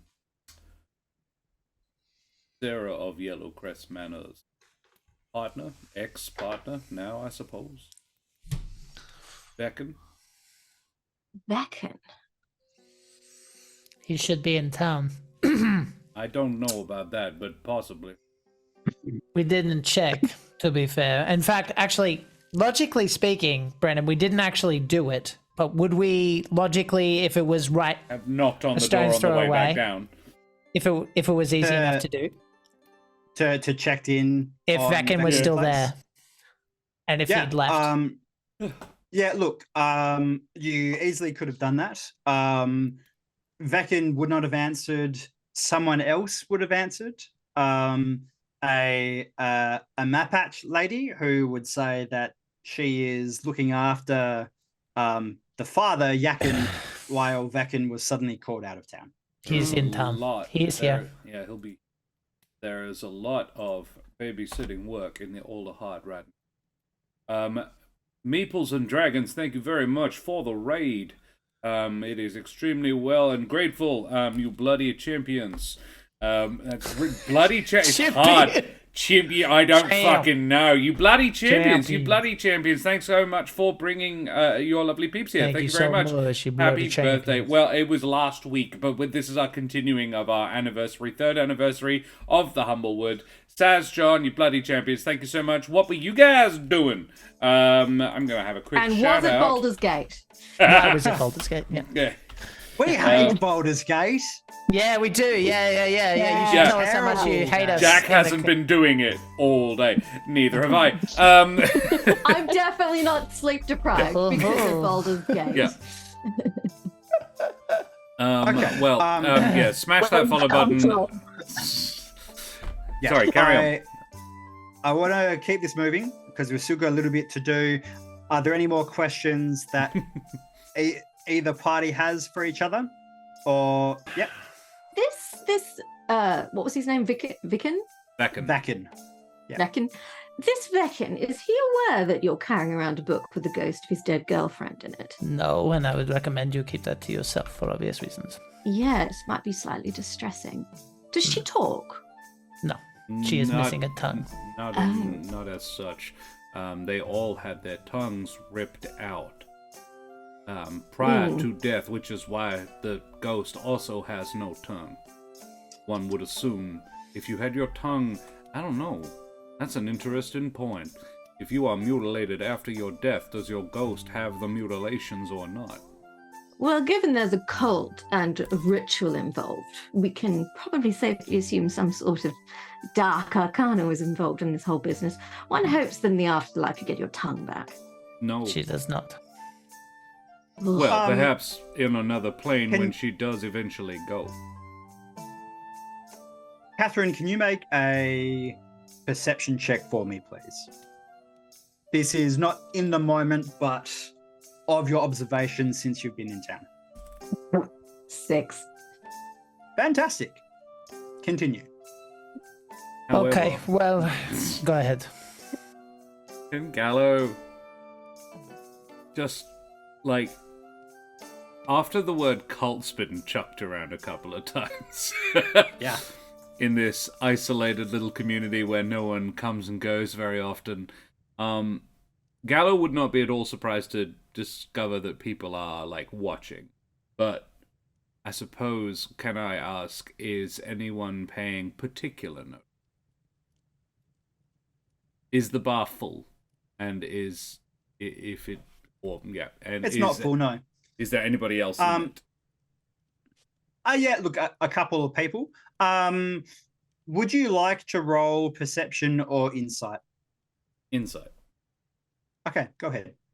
And anyone else who wants to make a similar I check think can she's as well. focused on the conversation, and Tali will basically just say, you mentioned a lighthouse. Do you have any other leads? And then Karen, I guess, can answer that question when we figure out if anything's sus. A 15. What'd you get? 15. My +9 is doing a lot of heavy lifting. Yes. Can't relate. Look, there are some people who are watching you. You don't get the feelings of anything untoward. You get the feeling that you are probably the most new people that they have received in town in quite some time. Well, yeah. I think Catherine had a question posed to her. Yep. What was the question again? You said something about the lighthouse. Is there any other places that we should check out? Because we're looking for Veckan and we're looking for the associate pharaoh. I think that might be a good place to start because he visited after you. Well, After or before, Brendan? I think it was after, He correct? was in Alderheart. He did not visit He exactly. doesn't visit the manor? He No, visited the no, businesses nearby. yes. That's what he did. Yeah. well, He was in town the day that you started your investigation. Right. Well, they both keep houses in town that we can No. certainly go do a little snooping at. This is awkward. I am still technically under employ of lawful people. So, the trick Well, is, we can of always knock course, and ask to be let in as well. well, here's the thing. If I'm a person who is doing things and I don't want people to know, the only reason I would tell them what I'm doing or why I'm doing it is because I want a reaction. So, we need to think about what our approach is going to be and why well, we are here. you can always go in the front door and, flash the badge, ask all the pertinent questions while I sneak in the back door and have a poke around the areas they're not going to show you. Again, I think I'm being misunderstood. I like the concept.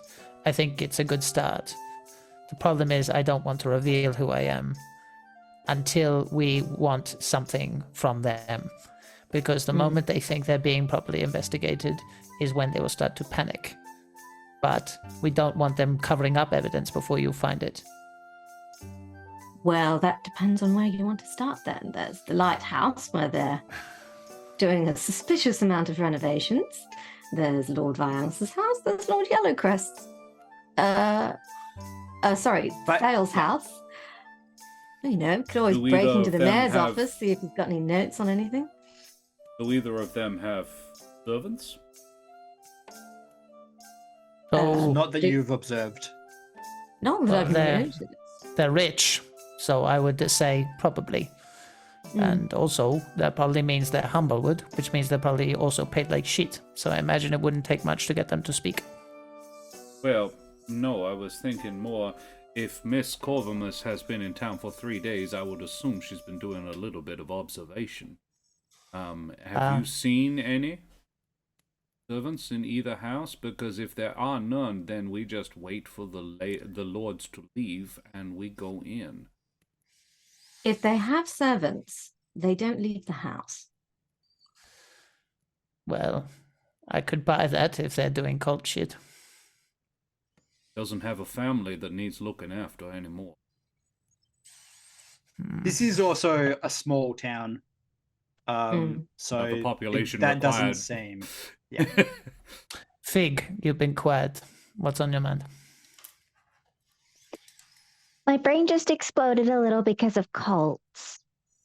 Well, the good news is I think you're the perfect antidote to such a thing. We just need to find out what we're working with first, okay?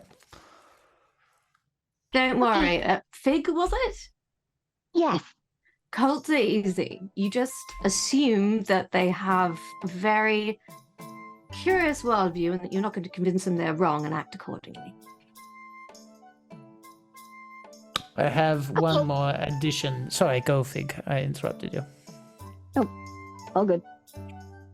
Did you want to speak? What were you going to say? Nope, all good. The only thing I want to be made clear is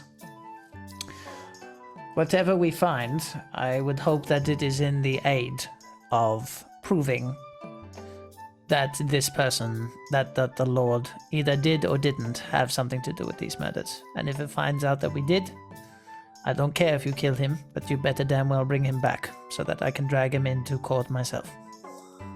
Public humiliation is delicious. To be clear, you are wanting earthly punishment for this man. I do not judge. That is not my job. My job is to catch and have the people decide. Where we have a deceased person positively identifying her murderer, I feel judgment is a little bit past the point at this point. I don't disagree. Which is why I get the feeling he will probably show his colors. What I'm saying is, do what you have to do. If and he then- happens to die in the course of events, you know. I feel It justice will be would be within reason. served. The other thing, and you might not be aware of this, Sarah has requested that we find the remains of said children. That has something to do with this. Now, I'm no magic person, but I would think that that means that they're planning something. Well, that seems to imply they're keeping them for something. 5 is- years as well. Oh dear. That's a level of preparation that makes me very uncomfortable. Roll an Arcana check for me, Catherine. Oh my god, I'm rolling like crap. I have a +7 for Arcana, and I have a 10. And that's only because Karen's uncommon magical item is a diadem of intellect. Makes her brain, it makes her intelligence a +4. Karen, you do have a D4, I think. Oh, no, you thank have god. you have advantage. Oh, I have inspiration. Oh, yeah. Well, shit, let's burn that. This feels important. Right. Sure. Yay, that's better. There we go. Dirty 20. Dirty 20. Yeah. I love it when it's This- good. Yeah. This Could have rolled a 1? Didn't. this is pretty disturbing sounding from what you have gathered yourself and from what you've been told. This, if this guy is involved with the cult, he's at the very least involved in a lot of shady shit. And if he is culty inclined, then hanging on to the remains of his dead family that he may well have murdered himself is certainly not a good sign. In fact, this is the sign of like a very powerful evil focus of planar magic. Without wanting to be alarmist,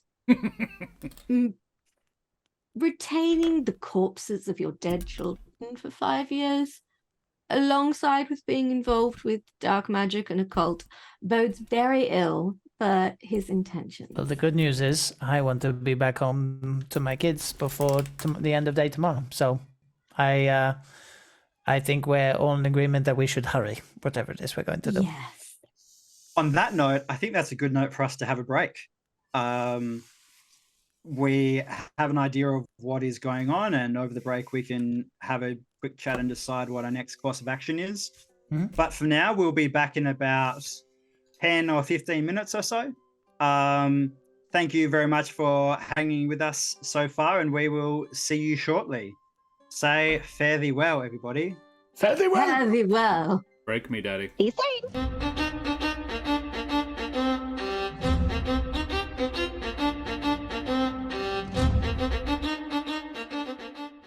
Hello, welcome back to Humblewood 3-year anniversary part DOS. I am behind the DM screen tonight and having a great time leading Tali, Gallo, Fig, and Catherine Corvimus through this little mystery. Where we just left off, the gang had just met up with Catherine, who has been revealed to be leaving a little breadcrumb trail of clues. They are now in the town of Marshview, where the super innocent and mega cool guy, Lord Yellowcrest, is now in residence after his family was not suspiciously murdered 5 years ago. Cool.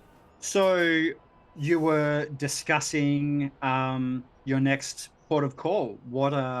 What's the plan? What are you thinking? One of the houses, probably, but I get the feeling actually that we have a good tool in the form of Vicken. If we can find him first, then I think that's an easy way to create a distraction. He was a lovely guy, but a little loud. He was an adventurer, I believe. That's what I meant. That's what I'm saying. No, I know. I meant in terms of the loudness. That kind of. But it's tends to why he come. would be possibly familiar with this sort of work, or at least serving in that particular function. Are you saying we bring him in and let him know what's going on? No, I don't know. I don't think that. At least not all of it. But he might be a useful fellow to have around. That's what we're in agreement. What were you going to say, Karen? So What was the kind of circumstance of you guys meeting Vicken? we went to find out if he had, Had anything to do with it? well, Right. that, but we were also interested in, at the time, there was a suspicion that all the bodies had been desecrated. We wanted to locate the body of Sarah because we were very much in communication with her. The music is rather loud. I think I may drop it a little bit. Yeah. So it was more to locate Sarah's mortal remains, which we did locate. At least we believe there's certainly somebody buried in that grave. I was reluctant she to confirmed exhume it. and she did confirm. How one knows where one's body is, no, when one is an incorporeal ghost. But she seemed fairly certain on the matter. I'm happy to not know the specifics of that, if you don't mind. Some mysteries are best left for the afterlife. Indeed. Yes. I So- think that's probably the best way to start. Does anyone want to add anything to that? We find Vicken and then we proceed to one of the houses? Now, son, yes, ladies, what is, that was for Omi. Ladies, what do you feel is our first port of call?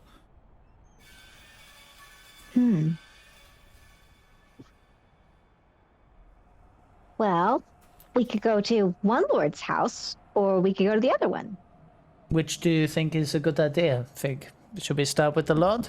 And if so, well, if we start, maybe we should find Vicken, and then he might have an opinion. That's a good place to start, yeah? At least we get our feet moving. I mean, we could ask the tavern keeper if he's seen Vicken around. He probably has. Just depending on, let's just say he's a little personal experience with the hours, so you can or cannot choose to be coy depending on what sort of information you want from him. The tavern keep. Mm-hmm. Fargo? I would imagine everyone in this town knows everyone in the town. I think I will keep my head down. Someone else can handle that. I don't think I want it particularly known. Perhaps Who I I should am go and who and I pay represent. this Mr. Gallows tab. Hope you have not run up too high a bill. I wouldn't dare. Yeah, Gallo goes up and, engages Fargo in some talk. Sure. Yeah. I believe, Okay. sir, there is the matter of a bill to be cleared. Yes, I must admit I was expecting someone a little more.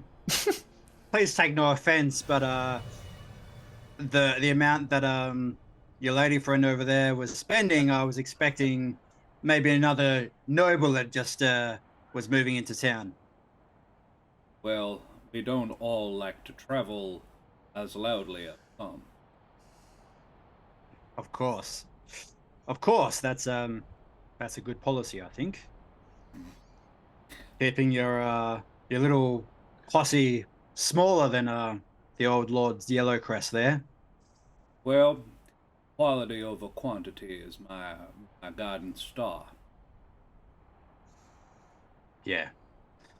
It does not help Yeah. that all three of them are absolutely beautiful. Yeah, well, maybe this is a different kind of posse, but who am I to judge? Oh, sir, you have misunderstood me. I don't know if I have. So, yes, I should pay up.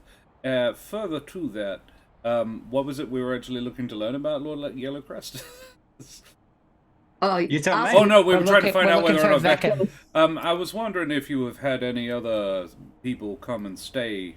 I imagine this sort of, with no offense intended, but would not imagine you are super busy. Well, the nights are busier than others, mostly for a bit of we call them our town hall meetings. Oh, I see. Yeah, but no, the four of you are the only visitors that we've had in months. No servants? Nope. Very well. Well, my gratitude to you, sir. And I pay Catherine's significant bill. Sure. Yeah. He discusses a loan and a payback arrangement, and yeah. Yeah. Great. Take out a second mortgage, it'll all be fine. Get a second job, Tali. I all of a sudden, like, I sit back down and it's like, actually, I will have to ask you to pay me for this, whatever you can spare. I already did. 9 kids. I one of already the- paid. It's on the should have been already taken care of on the counter.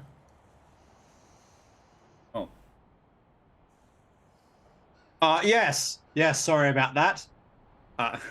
And he pulls the pile of No, of gold. yeah, just the coffee. I'm not paying for all the other fucking things. Fuck off. yeah. And the drinks have been brought out to you. Yeah. It would not have, and I sit back down and it's like, it would not appear that Becken has arrived, or if he has, Fargo has not seen him. Okay. Well, why don't we just keep an eye out on the way to?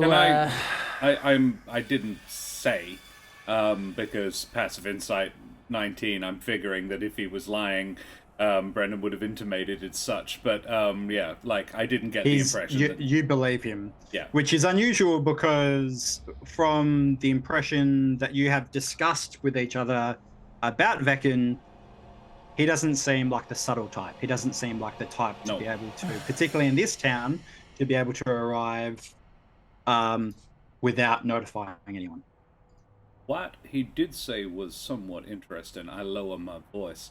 Town hall meetings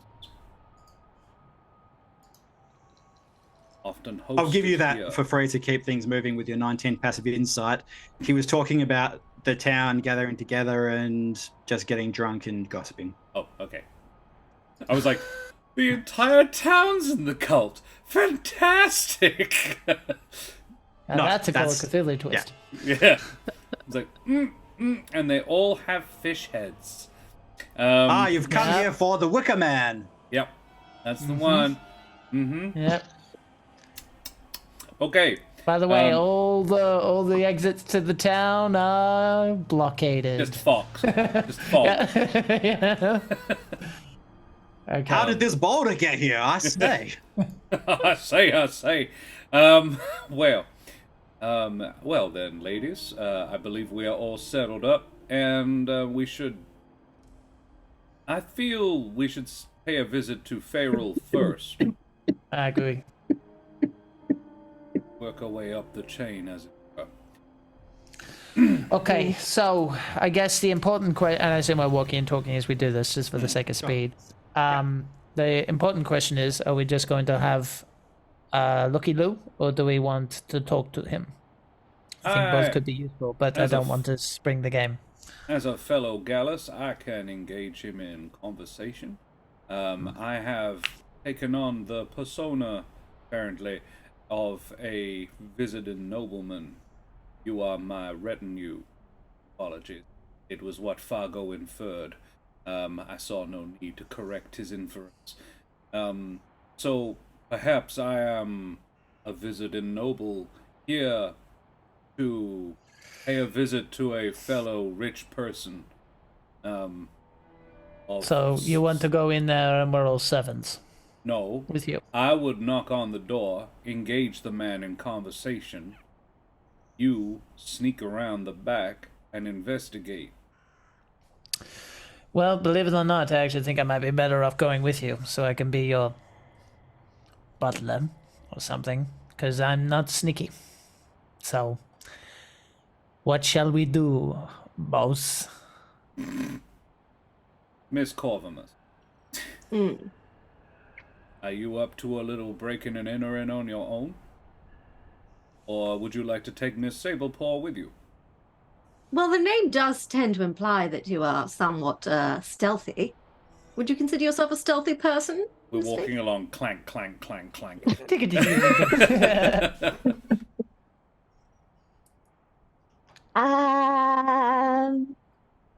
Well, you two Maybe? remove your armor temporarily. She's wearing a lot of other clothing. We established this already. No. I was thinking about the time it would take, you dirty bird. And 10 minutes. 1 and 2 and 3. I will assist, or I'm Will sure you? Miss Magera would not mind if you felt more comfortable with that. Like, I'm perfectly happy to sneak in by myself, but you know, Your call, Fig. You going to be a 7 with me, or go in I can back door? I can try to be sneaky. Let's give it Okay. a go. You want your armor on or off? Off. Okay, all right. I will. If that's what Fig wants, I'll find a place to help her get out of that and all that. We have a room at the tavern, I believe, seeing as I have paid for it. Okay. Yep. You Up, can- down, armor Yep. off. As long as that's what Fig wants. We just hold 3 sheets up in the town street. Bits of armor flying out the top. Yeah. Yep. So armor off. You obviously have probably more than one set of other clothes, so that's not a problem. Do you? I assume you will keep your armor with you, or are you leaving it in the room? I would like to take some of it with me, but not all of it. Sure. Okay. Just the more important parts, like chest plate, Yeah. probably take that. Yeah. Great. Yeah. You have that in your rucksack. and one Great. assumes we can like wrap it up so it won't clank. Yes. Yeah. No, I'm not that kind of shitty DM who's like, oh well, you've got the armor with you, so yeah, no. It's off. It's You didn't fine. explicitly say that you stopped it from jingling, so it was Yeah. jingling. What about all the Sorry, bells you on rolled your a stealth house? check for yourself, but not for all of your encumbrance limit. So, okay. So the plan. Who is going front door? Gallo and Tali. Yep, Yes, boss. Okay. probably. And I do the talking. Catherine and Fig, how are Yes, you approaching boss. the house? Basically, well, at least my plan is to walk with them kind of until we're on the street and then, vault over a few fences and get round the back. Sure. Okay. Can I get Fig and Catherine to make stealth checks for me, please? My hope is that he is not home. That would make this a lot easier. Sure. Oh shit! I'm stealthy. Oh shit! A 22 and a 21. Let's go! We're very stealthy. Big with the fucking 22 go. as well. Yeah. Okay. Those are numbers. I will Yeah, distract. I had no idea. I took double letters. All right. So I will just say that the two of you are able to, you believe, keep a low profile, and unless you tell me otherwise, I'll assume that you're basically on the opposite end of the outside of the house to the other two. Yeah. Yeah. Okay. We're round back. Yeah. Tali and Gallo. It seems like Gallo is leading this, so lead away. How do you approach? I go up to the front door and knock politely on it. While Fig has been getting out of her armor, Gallo has cleaned himself up a little bit. It's been a day and a half on the road. So he basically, he does a quick mop and shave, or the bird equivalent of, and just gets the dust out of his traveling clothes, tarts himself up as much as possible, so that he doesn't just look like he is not a man of no means, but he's not a rich man. Sure. And he knocks on the door. Tali back behind and to the left of him, sort of at his shoulder. Sure. Okay. What I will say from the outside, all of you can tell this isn't a big house. And in fact, there is only one large house, which has more than one floor. This from the outside looks like it could have probably 3 rooms max. You don't have to wait too long before a Gallus opens the door. A colorful green tail spread like a fan behind him. A green and purple crest on the top of his head. He speaks very quietly, which I'm not going to do that level of for the sake of this stream, but imagine he is almost whispering. Yes. How can I help you, sir? Good day, sir. My name is... he would have come up with a fake name beforehand. Olag. Would he know of a foreign, like a family of foreign Gallus? Roll a history check.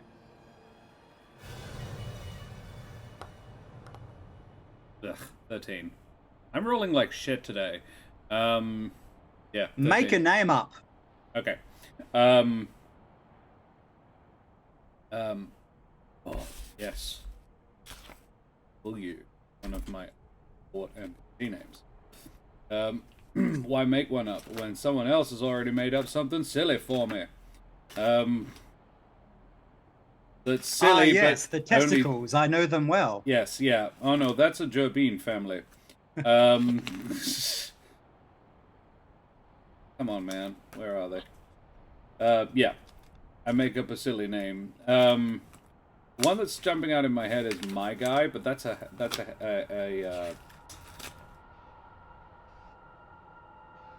What's the good of having them all written down if you can't find them when you need them? Mm-hmm. What about Gryaspur? Look, you give a name, the name is not particularly relevant. Yeah. My name is Kvorak Kurakil. Good day, sir. My name is Kvorak Kurakil, of the Brightport Kurakils. I was led to believe that this is the property of a master, and I'm not on that page anymore, so I don't have my notes there. Farrell. I come seeking a business arrangement. Yes, I am he. I am Farrell. What can I do to help you with? Would Tali have told me what his sort of business, what the businesses were about? Yeah, I think you would have been aware of that. Yeah, they were. There were several different types of businesses, but like cobblers and tanners and things like that. That's right. Yeah. And Tali, you would note that he hasn't really even acknowledged you. My family. That's fine. She is bad at lying, so she's just kind of doing the Igor in Frankenstein thing, just kind of. My family. I assume you're wearing something nondescript. Yeah.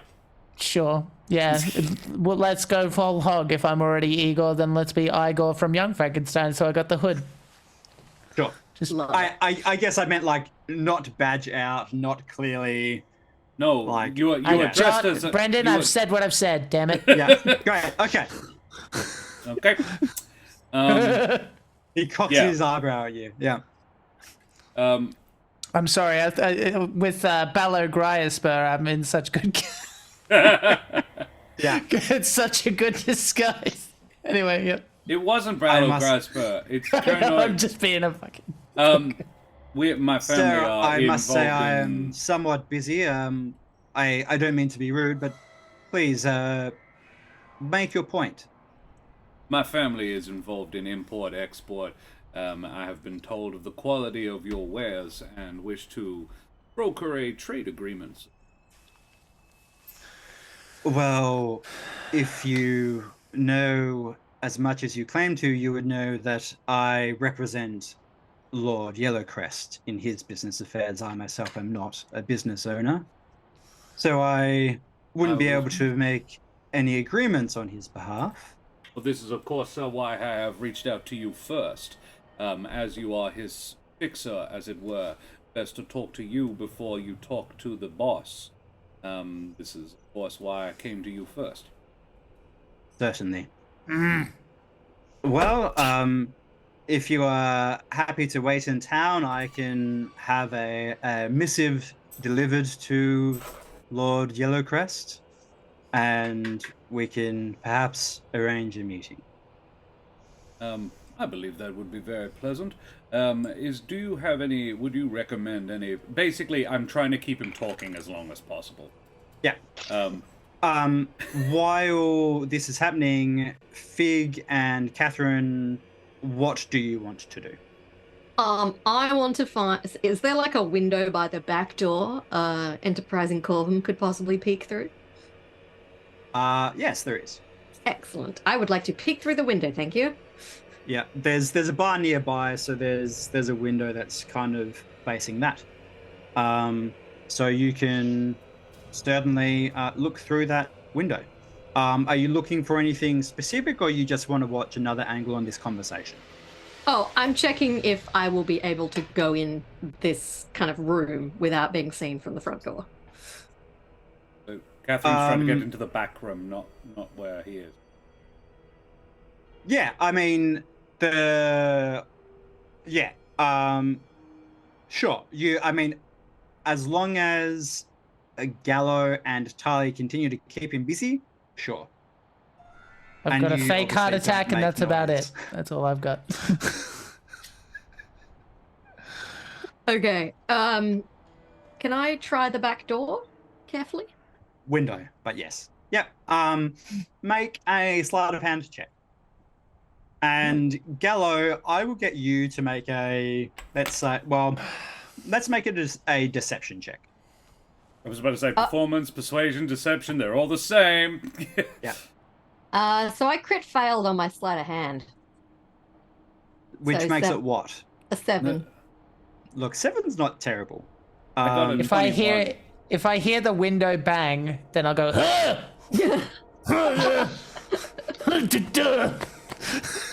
Okay. Oh, my heart! Gallo, what did you get?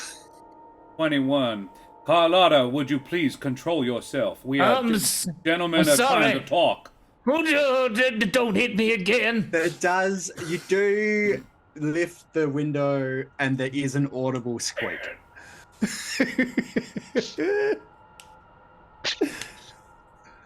So what is Tali doing? Is Tali continuing on? How far are you taking this? As much as appropriate, and then when like it looks like he's like turning on me, I'll act like a submissive slave. You know, like, oh Okay. no, please.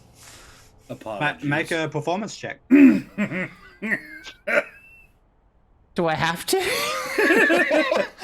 I mean, I'm trying I to could do assume just enough. a 0. It's a negative. All right. You were the one who wanted to come with me. Either way, it would have been shit. It's either -1 or disadvantage. So Yeah. 14. 14. And I'm only doing it for a couple of seconds, and then Yeah. I'm quiet again. Yeah. And my whole It's point just is being about what quiet up is- to that point. Sure. I mean, yeah, this is a roll to cover for Catherine's shitty one. Oh, So, I a see. 14. Yeah.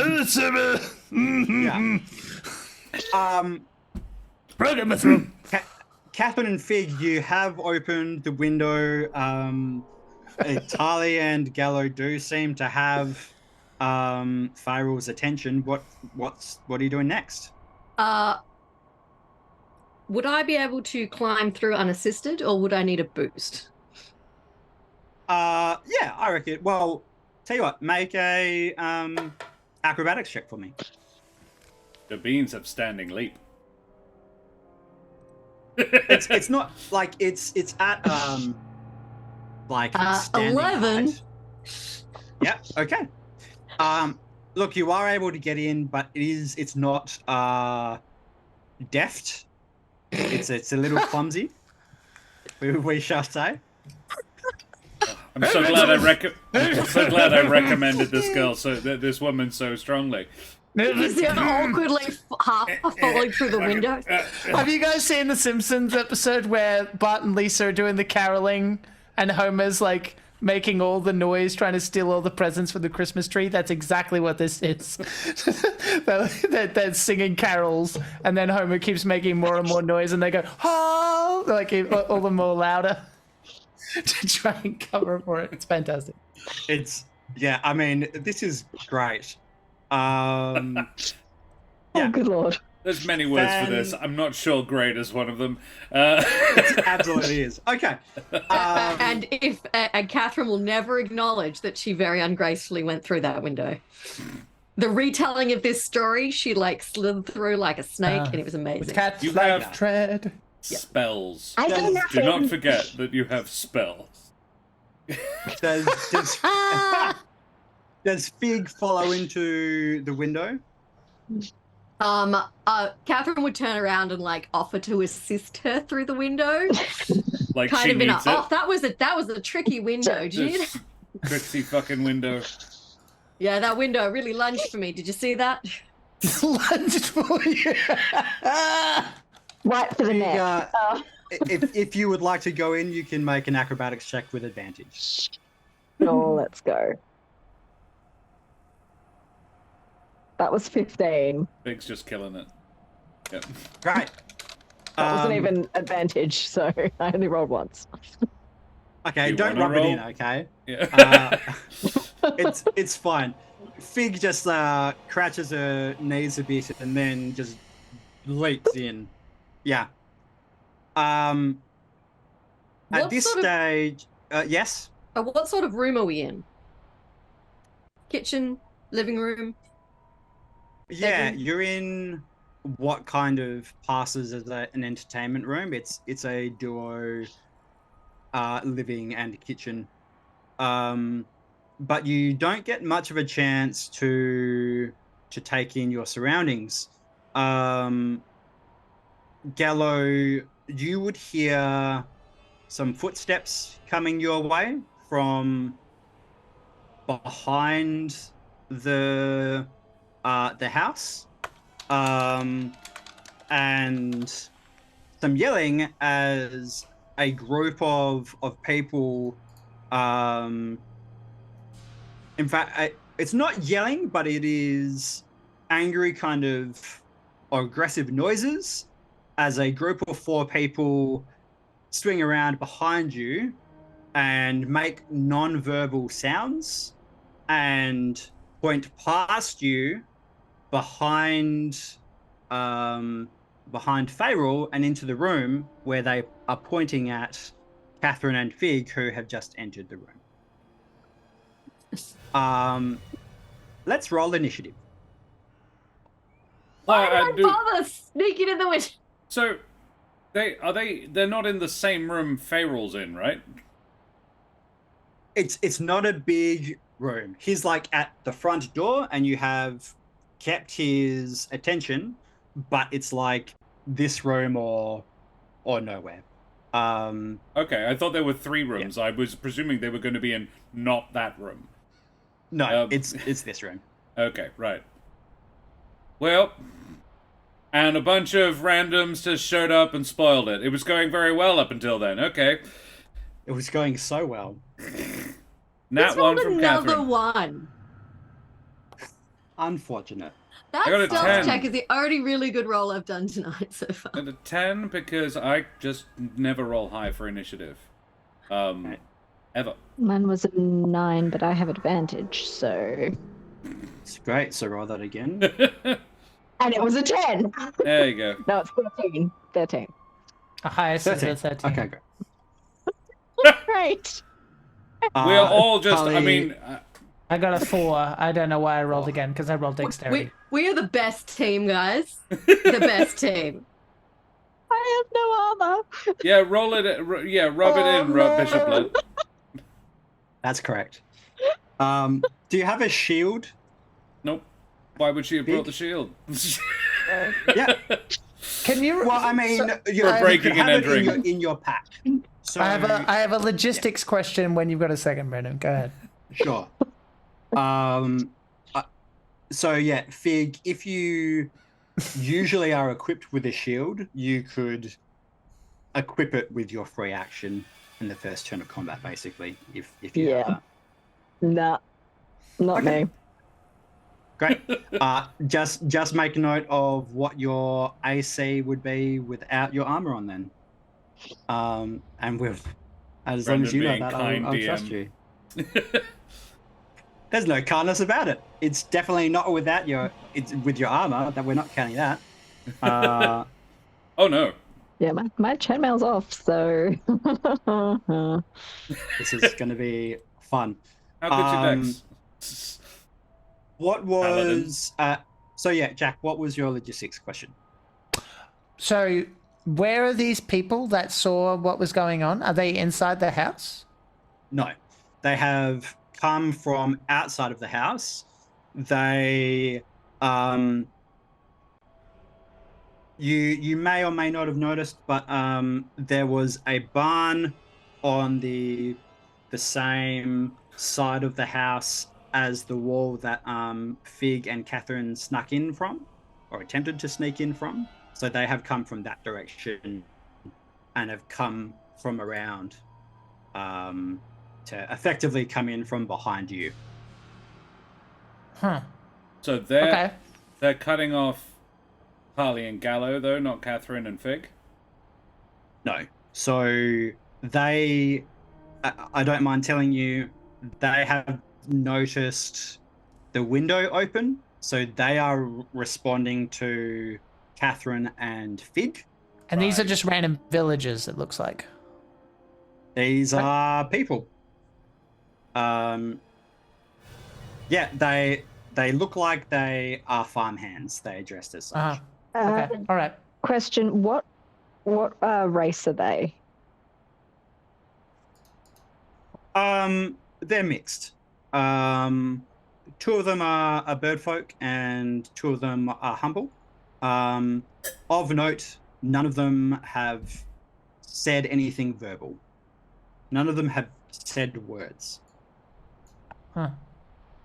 Okay. Are they talking in the manner of one without a tongue? Yep.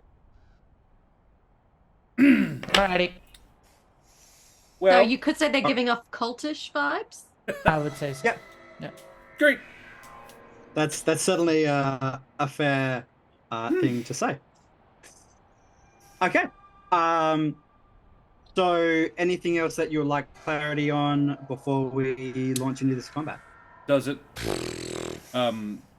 Does Fayrol look like he has put what Gallo and Tali are doing together with what Fig and Catherine are? It's too hard to say at this stage. Everything's kind of happening at the same time. Very well. So he hasn't turned around and done a comic double take at the crow and the bilby in his house.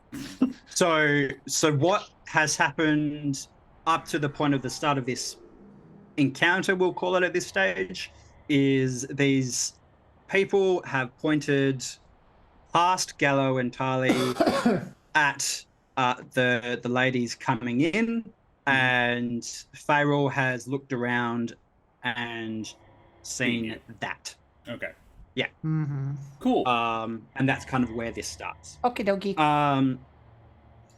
So okay, Suboptimal. what suboptimal. What I will say is that you are all within line of sight of each other. Cool. There may or may not be like quarter covers or something, but you are effectively within the same combat zone. Right. Goody. So the first person to move, we'll call them a fanatic, has a dagger, is going to of Tali and Gallo, dressed as you are currently, or presenting as you are, who do you think would appear to be the most intimidating? Gallo. Yeah, Okay. I'm deliberately looking more Gallo submissive. is a 6 foot tall Gallus with he has a walking cane as well, that he has that he has picked up in the manner it looks like he is meaning to use it in a way that it is not intended. Great. Okay. That makes sense to me. Go ahead and make a wisdom saving throw for me, please. Oh, good. Good. 16. Come on, monkey monk. Yeah, you got it. Fantastic. This person holds out a hand to you and mutters something with the remnants of his tongue. Oh, God. And you feel your mouth, your not your mouth, your mind start to cloud over, but you shake it. That spell is ineffective. Fig, you are up next. You are inside the house. You can see Fayrol is not too far away from you, looking at you. Your friends are behind him, and there's a bunch of people behind them. Right. That's how I thought it was. Okay. Cool. Yeah. Oh, okay. We are doing this as theater of the mind just because it's easier with our technical setup right now. But yeah, let me know if you need any clarification. Distance roughly between... Can I get a distance between Fig and the cultists? 20 feet. Okay, cool. I will say there wouldn't be any empty spaces adjacent to them because Gallo and Tali are kind of filling the doorway. Mm-hmm. So getting into melee with these other people would be difficult. But Feral. It's right there. Feral is Yeah. right there. Huh. God. Yellow, you're up next. Thank you. What are you thinking, Fig? Oh, Might him. I really don't. I told you, no smarting. This might be a good idea. Smarter, no smarting. Yeah, I'm thinking. Because Fig probably would not want to engage where possible, so she wouldn't want to You fight are unless setting he you are was setting the tone, going right? to. So like at the moment, all you've done is like break in, and they maybe haven't seen our faces very well. So the question is like, how deep in it does Fig feel? Yeah. And if they feel they've got no choice, then they might fight. And if they feel like they can leave, they might. It is- That's it- you call. Big may You can well have also, noticed. if you want, you could hold an action and wait to see how things progress. Big It's up to may you. well have noticed Gallo go, Like, that's probably the only visible sign of a spell being cast on Yeah. him, but I would say you would see that someone has attempted to cast a spell. Fair. Why Okay. indoctrinate people when you can just magically brainwash them? Fun. Yeah. Eric does that all the time. I'm really glad to see that this is a not bird cult. Really glad that you specified there was some humble folk in it. That was nice. Yep. We're all for I'm a bit- cult inclusivity here. Yeah. I am How many cults are probably going that on in this person. town? I am going to be that person, though. You've mentioned the humble race is what race? I'm going to need to be very specific, please. Okay, great. I beans? love that for me. Sorry. No, that's fine. Yeah, look, there would be a Jabeen, and look, let's also say a 7. One big, one small. Okay. Yep. Yeah. Classic Awesome. mouse Jabeen, classic moose. Oh, fuck, a moose. Yeah, moose. Not steer, moose. Yeah, fuck, Um, alright. 7. He says, Okay, hold. awesome. That was for Justin Karen. Is there a dolphin one, Brendan? What noise would that make? Fuck you. Is what it takes. Chat, what Hey, you don't know is Rocky. that Brendan does the finest dolphin impression I have ever seen.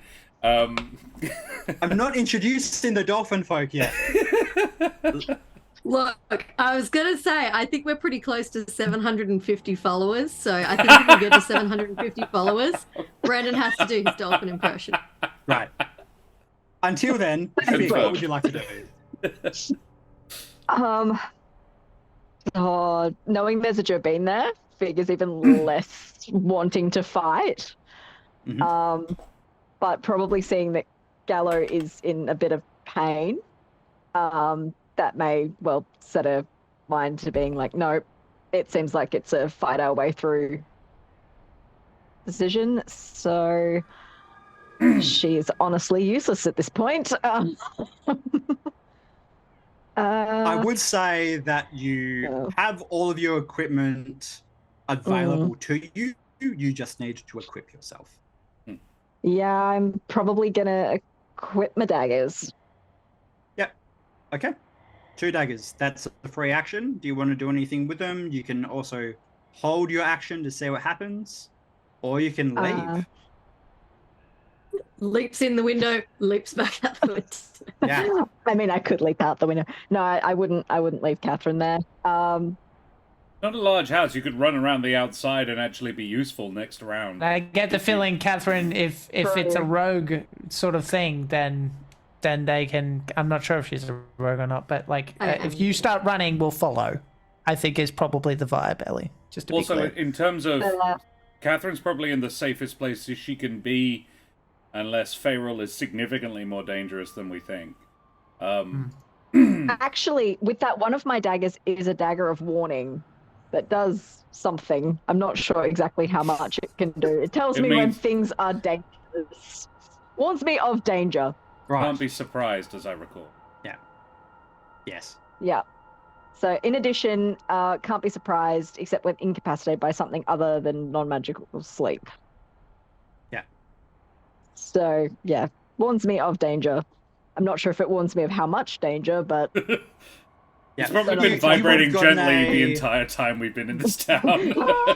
Yeah. Yeah. The You would've dagger got has a not a anxiety spidey and it's just sense. constantly warning you. You would have got a not a spidey sense, but a figgy sense, as these guys were I approaching. love it. So Okay, cool. let me know what you want to do. Otherwise, we can I'm take the gonna- dodge action for now. I, given what everyone else wants me to do, I think I'm gonna yeet myself out again. Yep. And am I able to cast a bonus action? Because I do You have haven't help used in an that action, action. so you can Okay. do action or bonus action. Awesome. I'm gonna use help, and I'm gonna put it on Gallo Okay, great, Oh, for advantage if on next roll. cool, So cool. fantastic. Okay, thank you.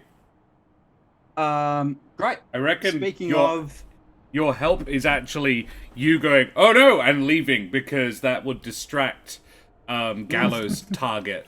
Because Gallo is going to say, well, now that is awkward. I'm afraid I have not been 100% honest, sir. Punch him. barrel. Yes. Okay, roll to hit. It's like, I'm going to apologize while I'm punching you in the face. Like, I'm sorry, I'm sorry, I'm sorry. Yeah, it's not a punch. I am going to, while I was saying that, I'm casting Shillelagh on my walking stick, and then I am going to Shillelagh him.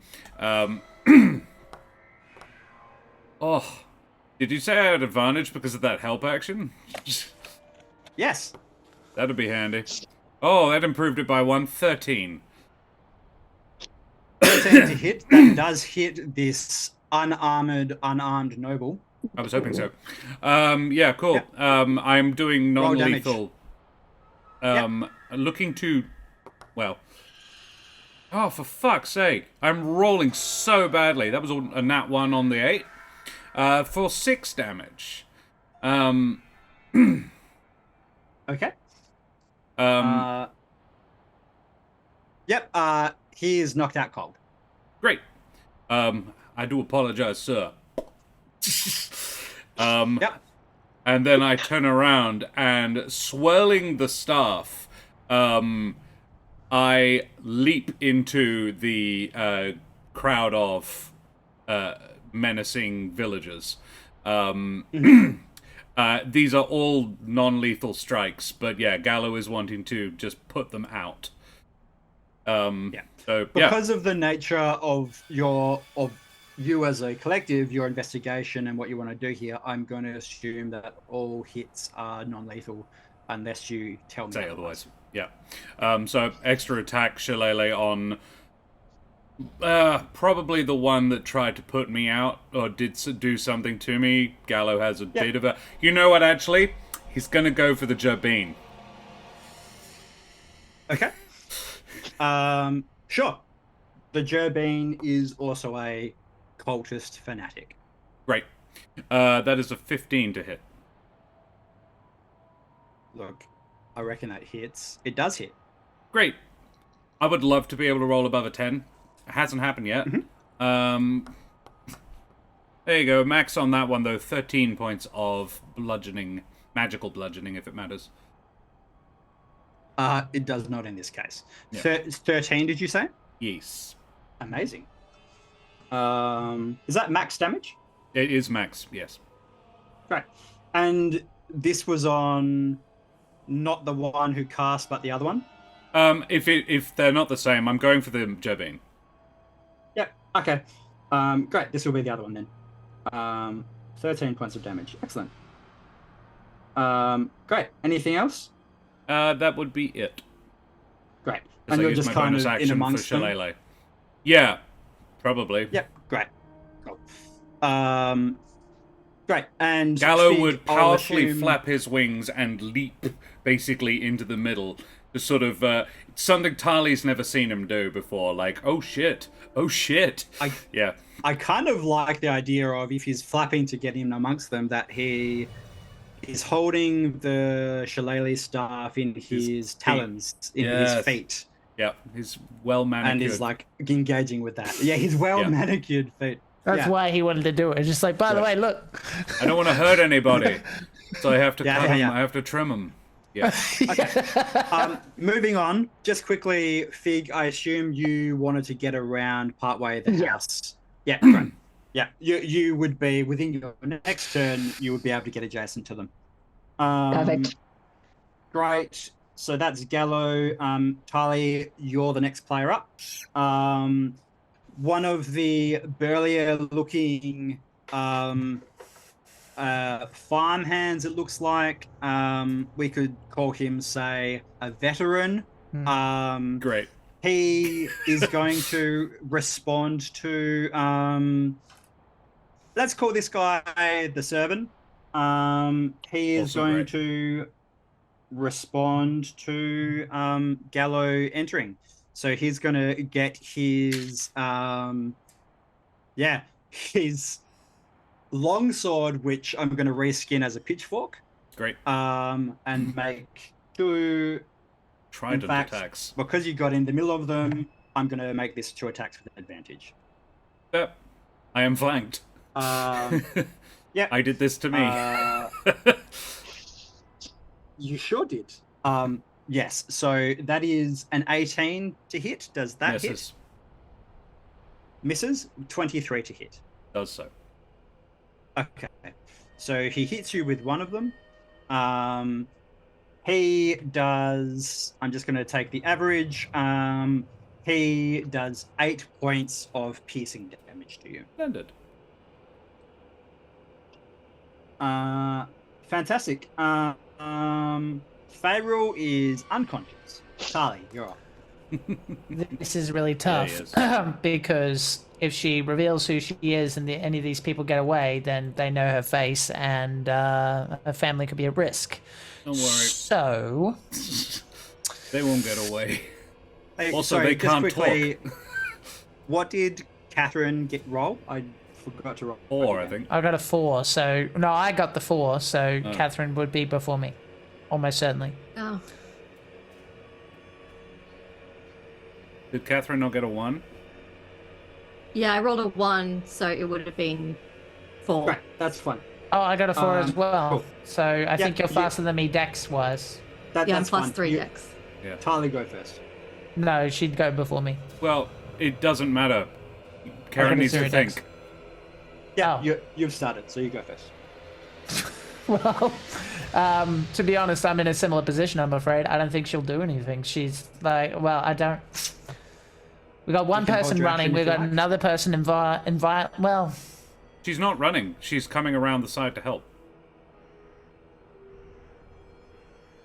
And you would be able to hear her coming. She just couldn't get out when she acted. Yeah, I guess we got no choice. Let's just do some wax and save the regret for later.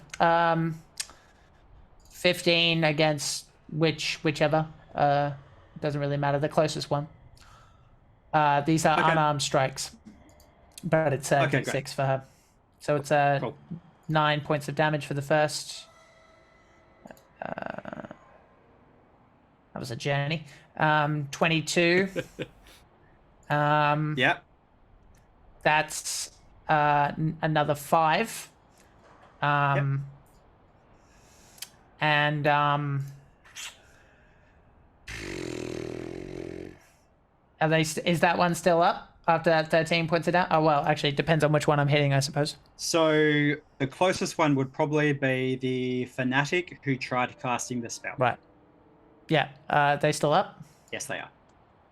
Okay. Let's do an action search then. Okay. Cool. That's a 25 for 7. Yep. And 15 Yep. for That hits. another 7.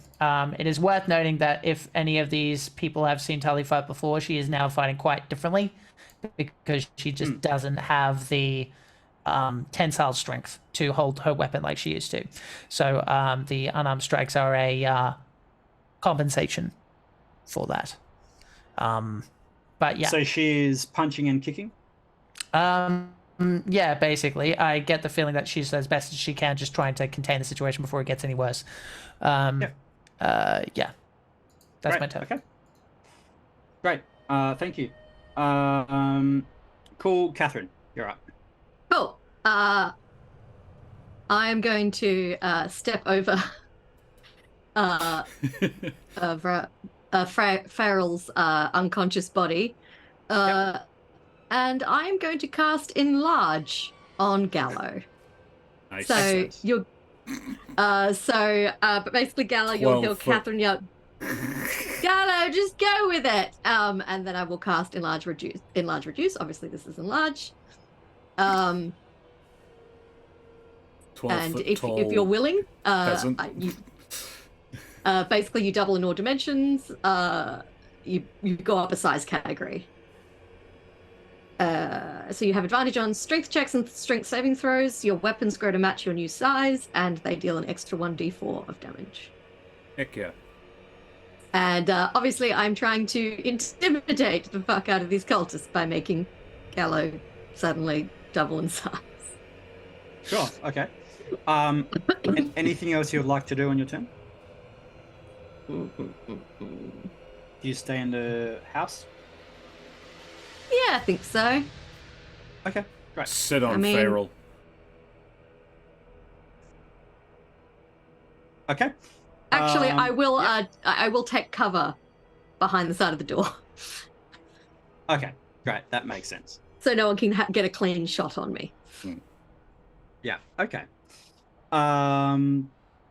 Next up will be the Gerbine fanatic who Gallo attacked.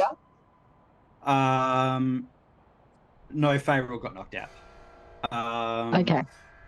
I attacked him, I didn't take so- him down. Because it's been several months, Brendan, may I add something? Sure. Possibly. Just to one of my hits, because just to be fair to everything involved. The veteran, I imagine Tali would be able to figure out which one's more, like, dangerous. I don't think I hit him, though, did I? No. No. Nah, disregard. Don't worry about it. Continue. Okay. But effectively, you have 2 big burly guys and 2 casters. Well, fuck it. and Let's all do it of against you- this yep. dude then. I would do I would spend a superiority die to make one of them lose their weapon. I'll try and disarm the one I'm hitting. Great. Sure. Cool. Which is a strength save, DC 15. Okay, cool. They make the save. Mhm. Able to hold on to the weapon. Okay. Cool.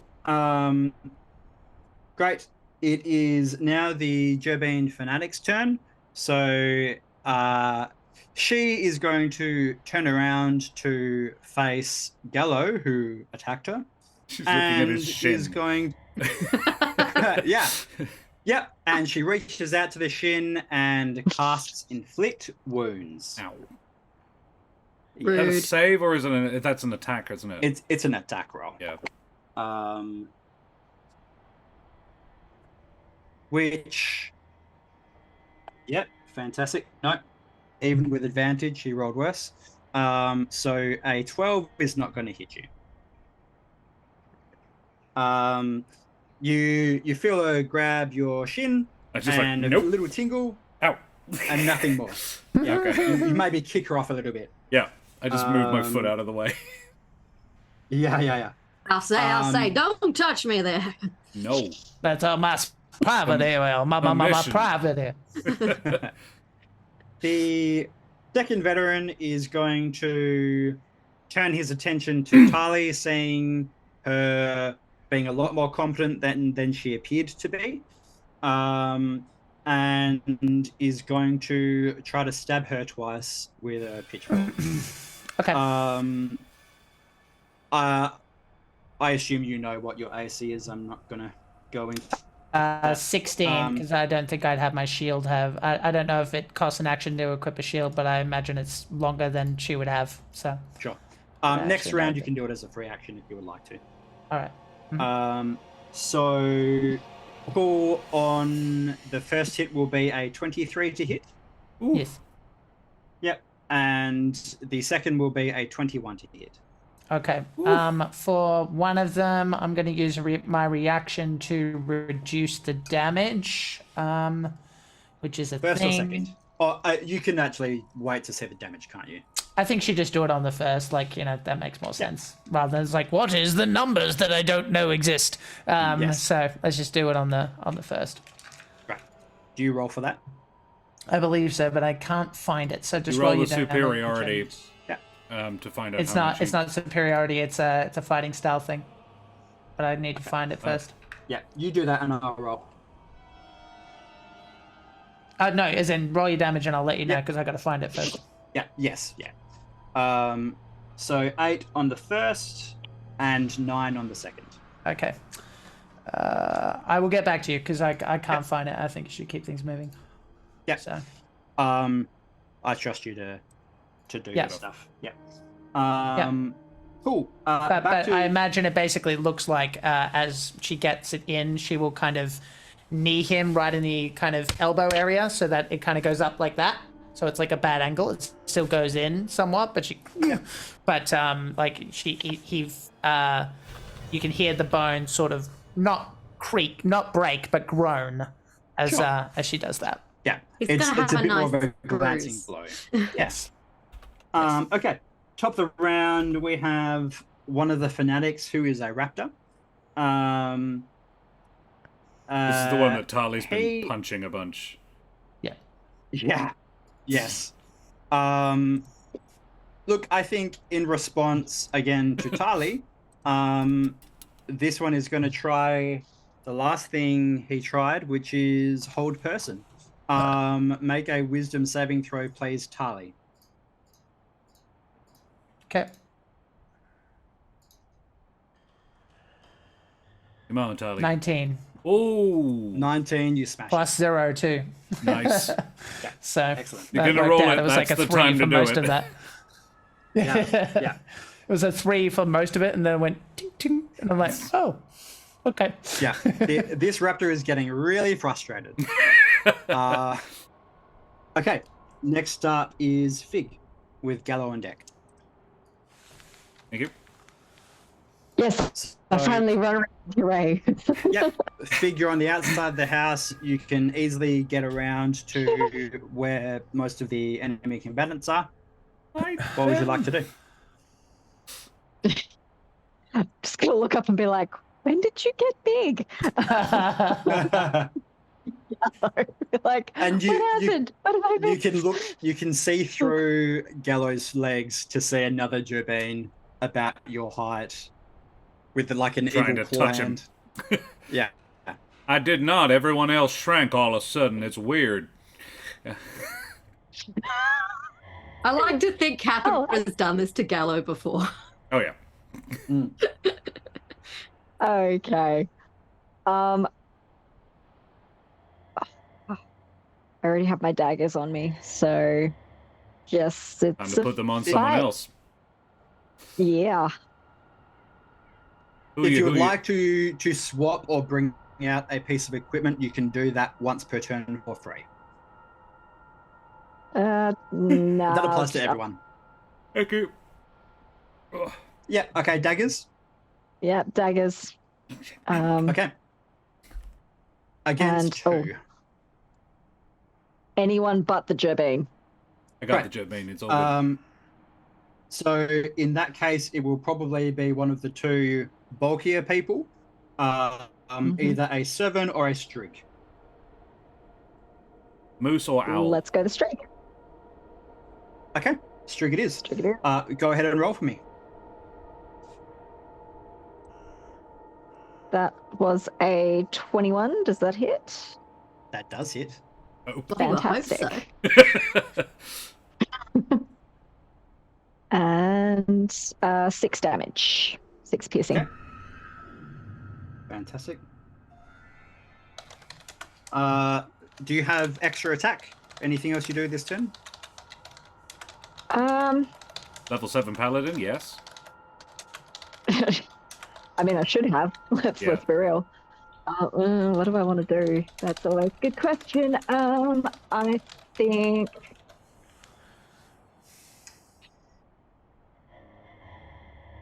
I mean, I do technically have 2 weapon fighting. So that would give you 3 attacks in total then. Yeah. Do Oh, do I need to roll again? Yeah. Yeah. Twice Roll more. to hit again. And you Yep. can.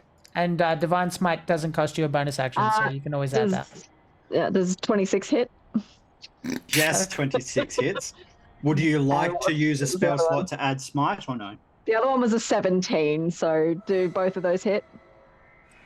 Or just one? Yes, they do. The 17 I'll give you for free is the AC. Hey. Okay, thank you. So that's an 8 and a 6. Do you want to add any smites to that? As much as I would love to. Divine Smite is something you always have. Yeah, I know. Or as many spell slots as you have. Yeah. Yeah. Just give me a second. Wait a sec. Okay. Can't take him with you. Yeah, sure. Let's go. Let's do it. Okay. Let's. Do you want to add 1 smite? Yes, please. Yeah, great. So roll the extra damage for that. What I will say for all of you is you would be aware that there is a suspicious old lighthouse left to investigate as well. Yeah. So it would be wise to conserve some of your resources. Where can I roll this? Bottom not left helpful. corner. Bottom left corner of your D&D Beyond screen. There is a little dice and 2d8s. Yeah, cool. I'm with Omi. Smite is the question. Fucking yes is always the answer. So that was a 2. And another 2, so that was 4. Ugh, rough. 4 more radiant damage, Well, DM. Use the smite. Was 4 total? Yeah. Yep, 4 total. Yeah. Okay. Yeah, fantastic. Okay, great. Gallo, you're up. Gallo, probably looks quite impressive now because he's 12 foot tall. Gallo twists his cane and pulls out his chain dart. The chain, the knobble at the top of the walking cane is actually a mace head, but it's wooden. And he twists it and pulls it out, and where once it was a walking stick, now it turns out it was hollow and it had a chain inside. So now he starts sort of swirling this chain around his head, becomes this massive morning star, but it's actually a chain dart, so he uses his monk skills to sort of flick it out. However, everybody is within 5 feet of him, so it's not super impressive, but he just is now just swinging this massive ball, this wooden ball around his head that is still glowing with magical energy, so shillelagh. This is just for flavor. Sure. But, yeah, he is going to... Swinging my chain. Yep, Yep, exactly. He is going to, shillelagh these people some more. The same target, I think. Let's take the Gerbine out, a 24 to hit. Yep, that definitely hits. For 10 damage. Okay. Still up? Still up. All right. Looking rough. The chain swings around again for 23 to hit. Yes. And another 8 damage. This time it just catches him underneath the jaw, lifting this, or her underneath the jaw, lifting this gerbine off her feet a bit. Yeah. Yep. You lift her off her feet, and she flies through the air a bit, and then lands on her back and doesn't get back up. Excellent. Then he uses Flurry of Blows to make a couple of unarmed attacks with his bonus action. And he is going to... now, Tali's taken some hits, right? Tali's okay, or injured? No, I'm pretty beefy. Okay. In which case, yeah, let's just end this combat as quickly as possible. So, the unarmed strikes are going against the raptor that keeps trying to hold person people. Fair. 26 to hit. Yes. And 22 to hit. Yes. For 10 and a further 8. Great. How do you knock down this person? So yeah, one hand is doing the swinging and brings this metal, this wooden ball underneath this gerbine's head, chin, whilst then the other Gallo does a sort of handspring and both his feet 1-2 into this raptor and just sort of flings her against a wall and just kicks her double kick straight to the chest and just propels them bodily against a wall. Gallo... Yeah, I'm great. not even adding the D4 to every hit. Don't bother at this stage. Well, I don't know. Yeah, look. There was a D4 on every single hit as well because I'm enlarged. Okay. Yes. Thank you, Catherine. Sorry, I forgot. It's very cool. It is very cool. It was partially right. for the spectacle, not gonna lie. Look, they're very intimidated, especially the unconscious ones. Yeah. Great. Anything else? I think that's me. Great.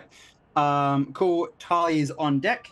One of the beefy servant is going to try his luck on Tali as well. I'm going to say that with only 2 of them left, there's no more flanking. Cool. I am glad for this as well. So, an 11 to hit and a 12 to hit. Ooh. No. Tries with the pitchfork twice, and Tali just dodges and deflects it out of the way. I think I probably step on it as it comes down. I just kind of do that, and then it whacks him in the chin as he You goes step down. on it, it's your turn. How do you want to follow up? Well, let's make sure I hit first before I narrate, because that's the worst. I was like, I do all these cool things, and then you get like I a 1. decapitate No, you him with a natural And then the 1. dice are like, lol, no. So, yeah. I've learned my lesson over the years. Wise. Yeah. At this point, she would have gotten her weapons out, so like she'll get out her nightstick, and lo and behold, there's that one. However, that's a 15 for the second. Yep. And I will make this a actually. I would say you're flanking, so you would have advantage. So let's take those first two we'll as the consider first that hits. a 15 then. Yep. So we'll make this 9 points of damage, and then, to be honest, I think I will. Karen, I sent you a message on Zoom, but I don't think I got a response. So I'll just ask on the. That's all right. So I'll just ask IRL. Does Catherine has sneak attack, correct? I do, yes. So I will sacrifice my attack to do a commander's strike. So then Catherine can attack, Nice. and essentially hit him and then get sneak attack, provided that Catherine hits. Great. So does she roll for that now? Correct. If Catherine is willing, of course. But I imagine that's probably in her interest. Yeah, no, that sounds great. Great. Go ahead. Roll that attack, Catherine. Cool. Catherine will dash from the door, dagger in hand, and shank this 7 mofo. Right. 13. That gonna hit? Wasn't No, that what- but you do have advantage, so roll again. Yeah.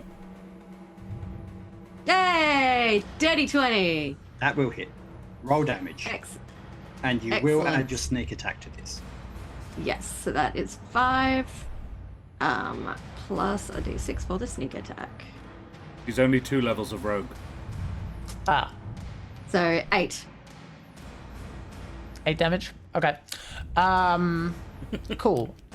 So I will. I imagine that. I just kind of like do the whack of the chin, and that's the damage that I do, and then I like in the Avengers moments where like Iron Man is doing the beam against Captain America's shield is very similar, except she kind of then gets out of the way as then Catherine goes and yeah, that's my turn. Aha! Excellent.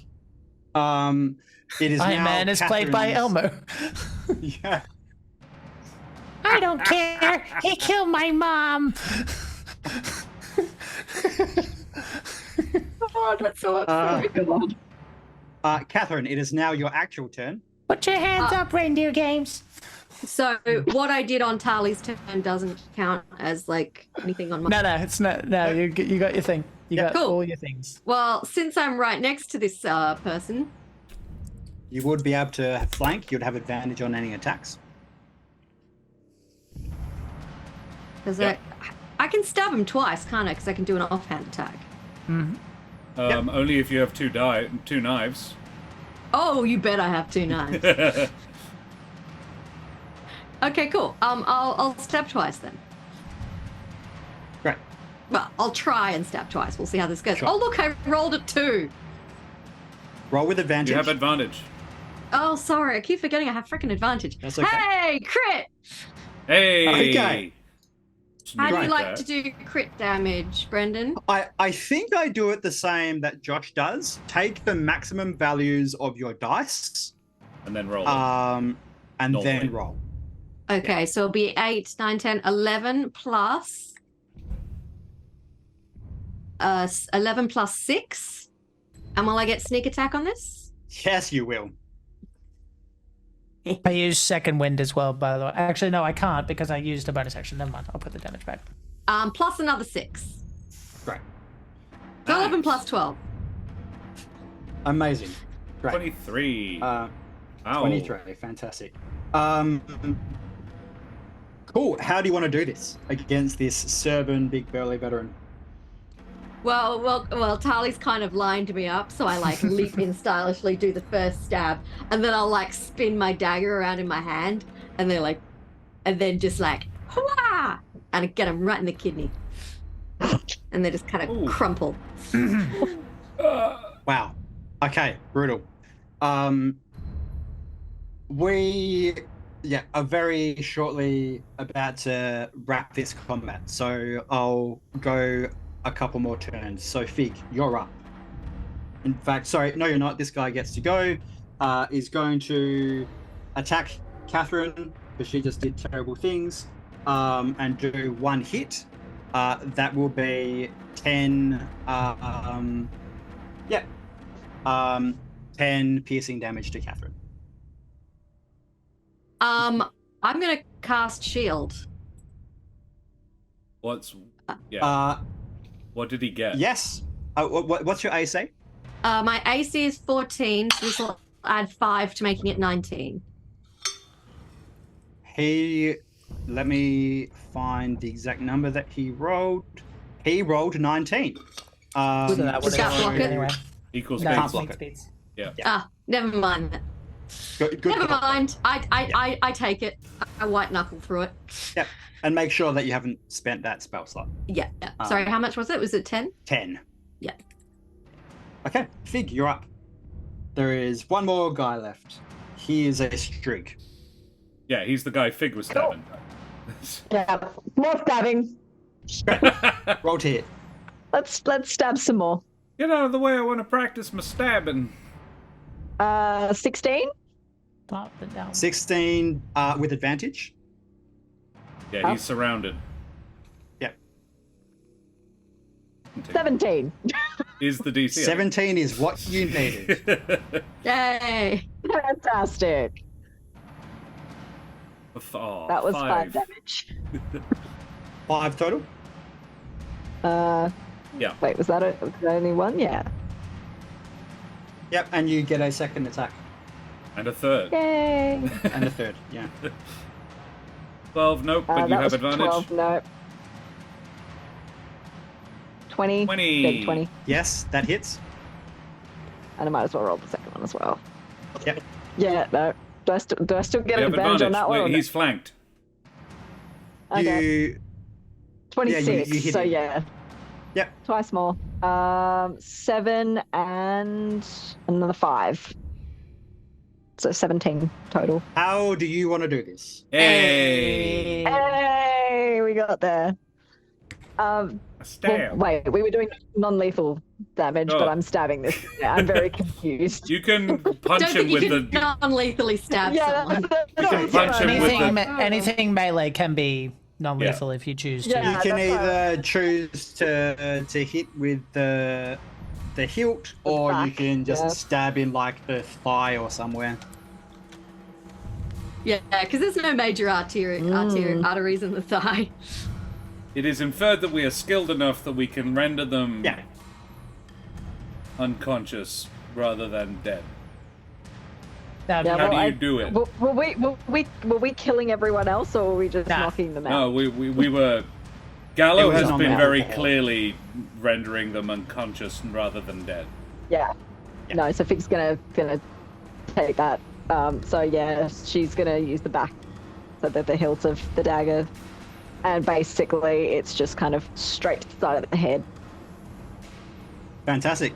I like the idea of this Bilby Jabin jumping straight up and smacking a couple times on both sides of the head.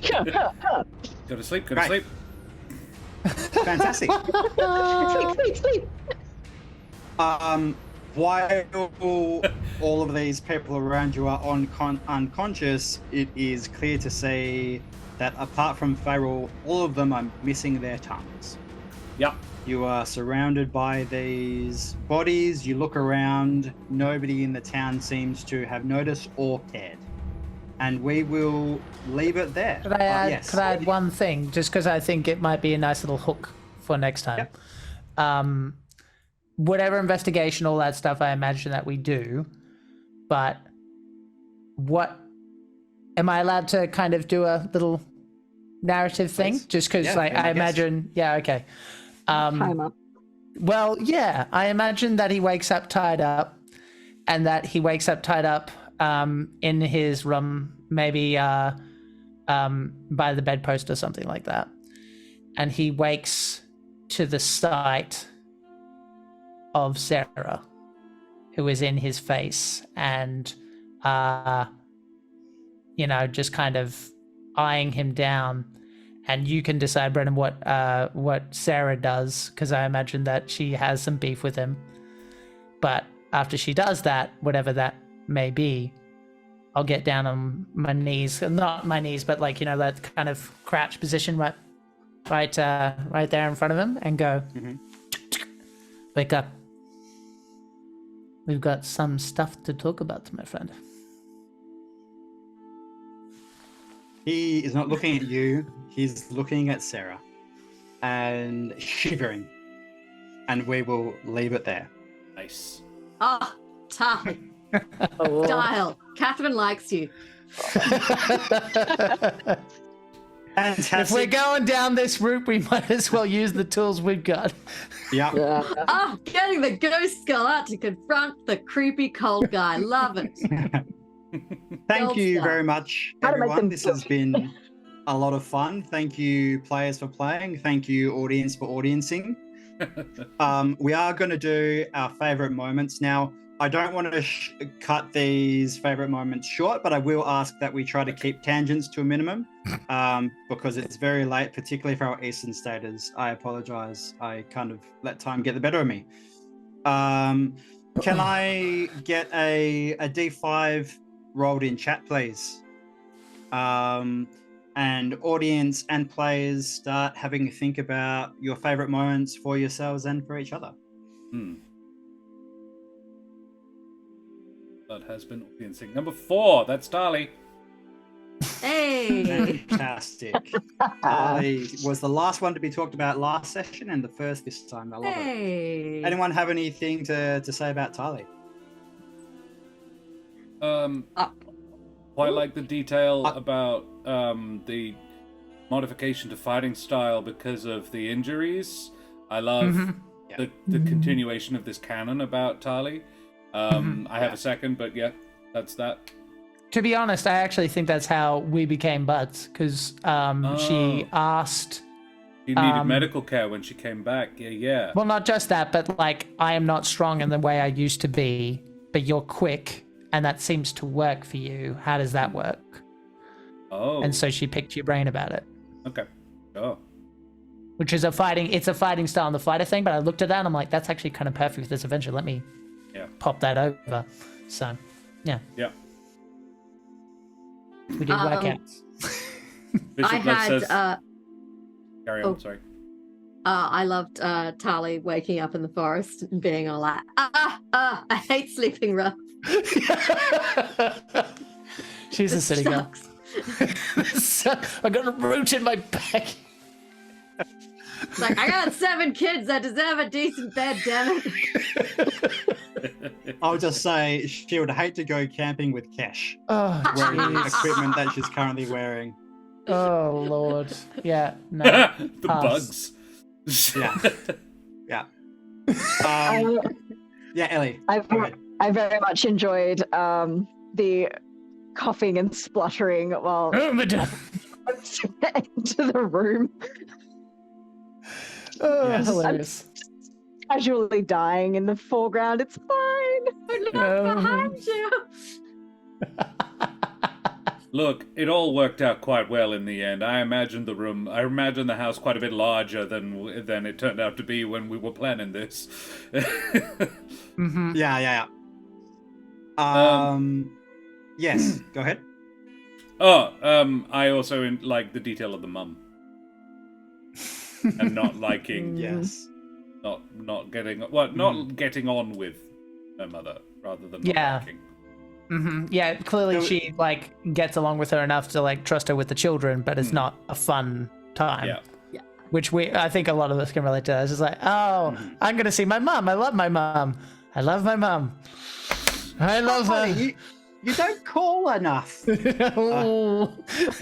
don't I visit enough as you're driving Bring all over? the kids And then you're around. driving back and you're like, oh. You wanted to see me more, you shouldn't have moved to a different town. Yeah. Look, I think there was a lot said there without saying much. Yeah. Which was very cool. Look, there was lots of good Tali moments, but I have to go with the Battlemaster stuff because I fucking love Battlemasters and I think that they are underrated. Yeah. I really liked you using your bonus action to give up an attack to grant one to the rogue. Yeah, that was super cool. Is what Battlemasters are all about and what it feels like Tali is all about. Yeah, I'd agree with that. I think mine was probably something similar. I think actually I enjoyed playing against Catherine the most this game. That sort of subtle power play of like, you know, who's cleverer than the other and so on. While there's this undercurrent of like actually like this is kind of fun, almost kind of like, you know, like I don't want to say attractive in a sense of like there's like anything sexual going on there, but it's like oh, that's kind of hot. oh, you actually kind of outsmarted me. That doesn't happen very often. That's interesting. How do I? Did this awaken something in me? I don't know, but it's an interesting dynamic because I get the feeling she doesn't have it very often in a platonic way. If, like, generally speaking, if someone's trying to be outsmarting against like some dickhead at work or something like that, or someone throwing eggs at her because she's a purge guard, it's not often someone's just like, oh yeah, I was fucking with you, and she's like, I would be mad, but I'm actually impressed, sort of thing. So yeah, probably that. Yeah, great. Bishop Blood does say love the ending, which I appreciate as a game master. Knowing that we had to wrap this up, and Jack just handing that to me on a silver platter, so I appreciate that. I figured it was like a good, like, it's like, oh, like if that's the end of the episode, you could see it. If it's like a TV show, like you can see it from his point of view, and you see the ghost just going, and, up in their face. Fuck yeah, let's go. Yeah, he's probably quite good at understanding people without tongues as well. So, 100%. Yeah, he can be your translator. Yeah. Fantastic. Omi did also roll, so he rolled a 3. So that would be me, DM. Favorite DM moments from players and from chat. Please. Tongue remnants is what I have written down, which was like it was just a casual sentence from you, but I was just like, I'm uncomfortable. It was well introduced. It was well introduced as well when they come in and you're like, they're making noises, and I was like, okay, just sort of rubble, and it becomes clear they ain't talking. You're like, no, no. Yeah. It's like, oh yeah, they tried to they yell with the remnants of their tongues, and you didn't mean. What was best about it was that you weren't like putting extra gas on it. It was just this casual, like, well, they don't have tongues because it's fucked. It's fucked. You're fucked, and this is fucked, and everything's fucked. This whole thing is I agree. Nice. Yeah. So that was mine. As well. Well, I got a second, but I'll wait. Okay, hold on to that. We'll see if it comes up from someone else. I loved how you worked Catherine in. I loved how you used Catherine as a device to get more information in. I loved that she was also on the trail. Like, I genuinely thought for a while there that it was Farrell that delivered the book, because it seemed it made sense. Like the timeline all matched up, and then there was Catherine, and I was just like, that was just cool. That was really good storytelling. I loved it. I loved you throwing in the detail about how Catherine's been running up a tab at the bar. Just put it on. I would never. He's got this. Oh no, that wasn't it's me. How dare you? And the size of the tab as well. Like, I assumed you would be some sort of lord. He's not been skimping. Inflation is a killer. I coin flipped between Tali and Gallo, and I was like, I feel like Tali is so broke. Yeah, Gallo would probably cry. Take this better. Yeah. Please don't. Please no. I've got 7 I eat mouths baked to beans feed. every other day. Don't do this. Spends all the I money do on think pizza. Catherine's not so much of an asshole that should saddle, the mother of 7 with exorbitant you've got bills. this. Yeah. You got this, right, Tali? You're fine. Yeah. Get paid well in the Perch Guard, right? Yeah. As a Vulcan. Yeah. I really enjoyed finding out a lot about the window, and then thanks for letting us walk into that. Or fall in that in Catherine's case. No. She gracefully slid through the window. That's how I remember it. That's what I remember. Yeah. I love that because I had a different mental image. I thought there was 3 rooms. And I was very vague with describing the house. As it turns out, Gallo and Tali are literally watching the 2 of them climbing in. I put it on the Discord, that Simpsons scene is exactly what happened. Yep. It's I'm gonna exactly go what find happened. it now. I want to watch. Yeah, it's on the Discord general tab. It's literally what the happened. link. Awesome. Yeah. Great. Yeah. If you're not in our Discord, do join. We'll add the link a little bit later. It's all there. Yeah. But yeah, we have a lot of fun in the Discord.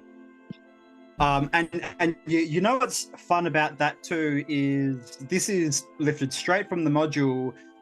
If Farrell gets interviewed and any uncomfortable questions get asked, there is a prearranged signal between him and the cultists in the barn where he lifts the window, and that will signal them to come.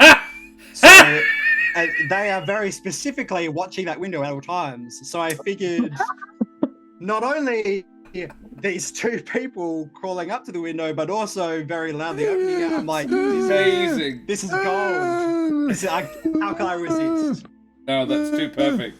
That is amazing. I love that so much. Yeah, that's perfect. That's very clever. Yeah, that makes total sense. Well, Total sense. look, we will find out what we wanted to find out, and I got to hit something, so it's a great day. You should have. You did. It's a great day.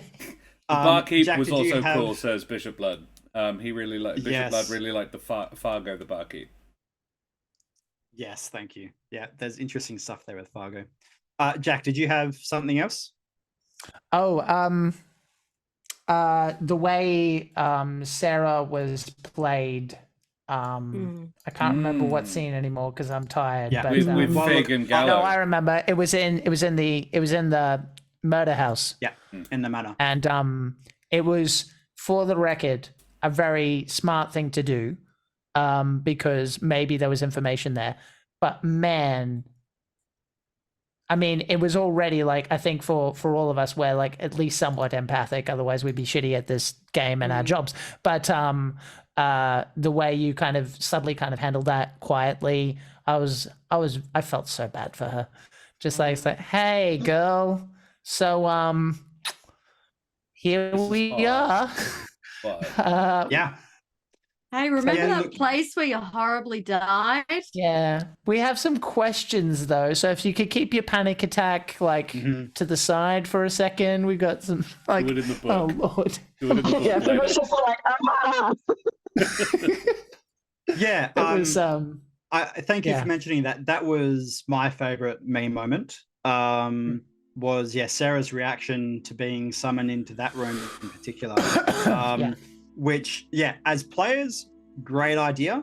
I absolutely agree with where you're coming from, but this is, if not a person, an emotional creature, and that was it. So that was very cool to play. That was a lot of fun.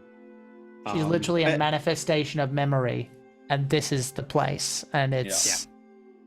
And all the DMs playing and watching will know that you can't pass up any opportunity to make your players feel guilty. things. Yeah.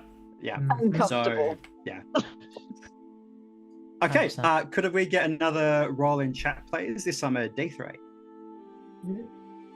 Yeah, Bishop Blood says, stares into your soul. Yeah, which was the one that I was fond of. Yeah. We got a 3. That's Catherine. Favorite Karen moments. Kicked by the dog. Well, look, I'm going to get mine in first then. And Josh actually said this for me, but I gave Karen a lot and also not a lot.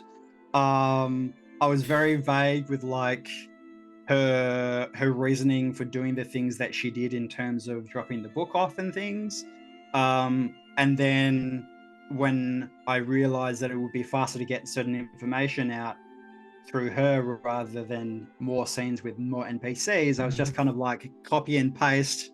Hey, Karen, here's all the other info you know. And Karen did a magnificent job in conveying that stylishly and not just like repeating it for rote, and felt like she knew this the whole time. So that was very well done and made my job a lot easier. So thank you very much for that, Karen. I haven't distributed all the info, so I've still got some nuggets to. I'm gonna piggyback on Brendan's. It was a particular one, and I think Brendan noticed it because I noted it rather because I saw you do it. When she was like, when we were like, why did you start investigating this? And I don't think this is something that Brendan gave Catherine. She just like, when you're getting into a cult and you feel it's getting a bit culty, you're like, I might need backup. Let's have some backup. And the look on Brendan's face was, good answer. Yes, yes. And I was like, yeah, I really like that because Karen knew nothing about this adventure before we started. She has not watched the VOD so that she knew nothing, like for a good reason. So yeah, it was really cool. I like that. Mm-hmm. Who's next? Jack, Ellie? Ellie? Okay. Ellie, go ahead. I really liked just the creation of Gallo the Big Bird. I just thought that was beautiful. The timing was just great. And then hiding behind the door immediately after. It's like, cool, I'm going to throw this at you. Now I'm just going to hide. It's a strong temptation to turn into a giant spider. Oh, good lord. No one likes giant spiders. Yeah. No. How Australian are you? Jack, have you said one? No. So mine's a two-parter. First is pubes. The second is I had to do it. I'm sorry.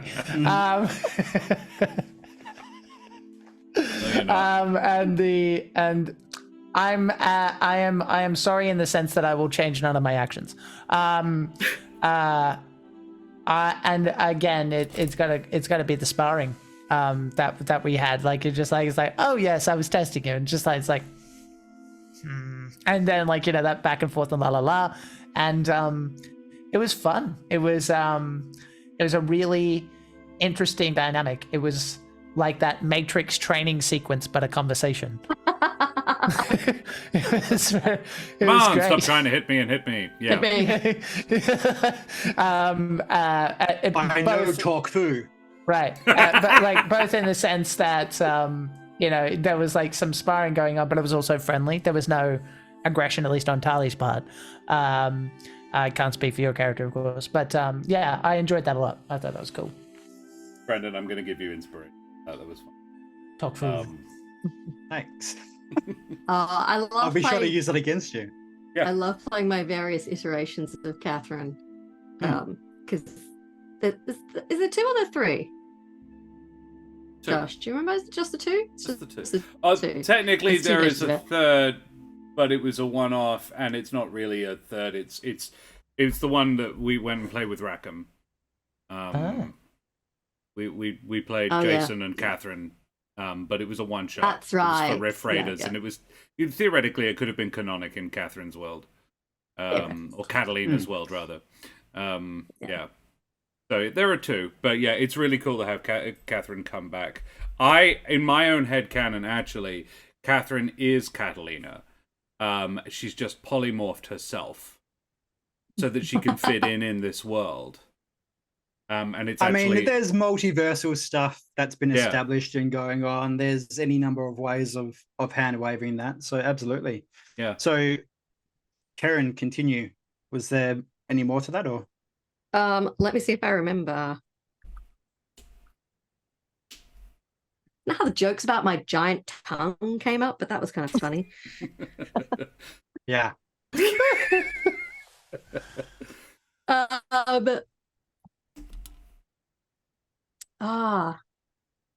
So I was going to say making Gala huge, but that's already been said. So it was like, go out. I did like how me and Tali were kind of like verbally sparring earlier, and then you used your command thing later to get me to come in and stab the guy. Yeah. Because I knew you were just capable. like talent recognizes talent. Yeah. Exactly. Yeah. And can I just say for the both of you, I was very relieved that Tali and Catherine seemed to be getting on, because I was a little concerned that there would be bitterness because of the way that circumstances had led them, and that was entirely my fault as a DM. So I'm very pleased that they seem to appreciate each other more than seem bitter. Which is good Gallo because she is wasn't going also- to apologize for it. Gallo is No. also grateful. Because they're scared of people.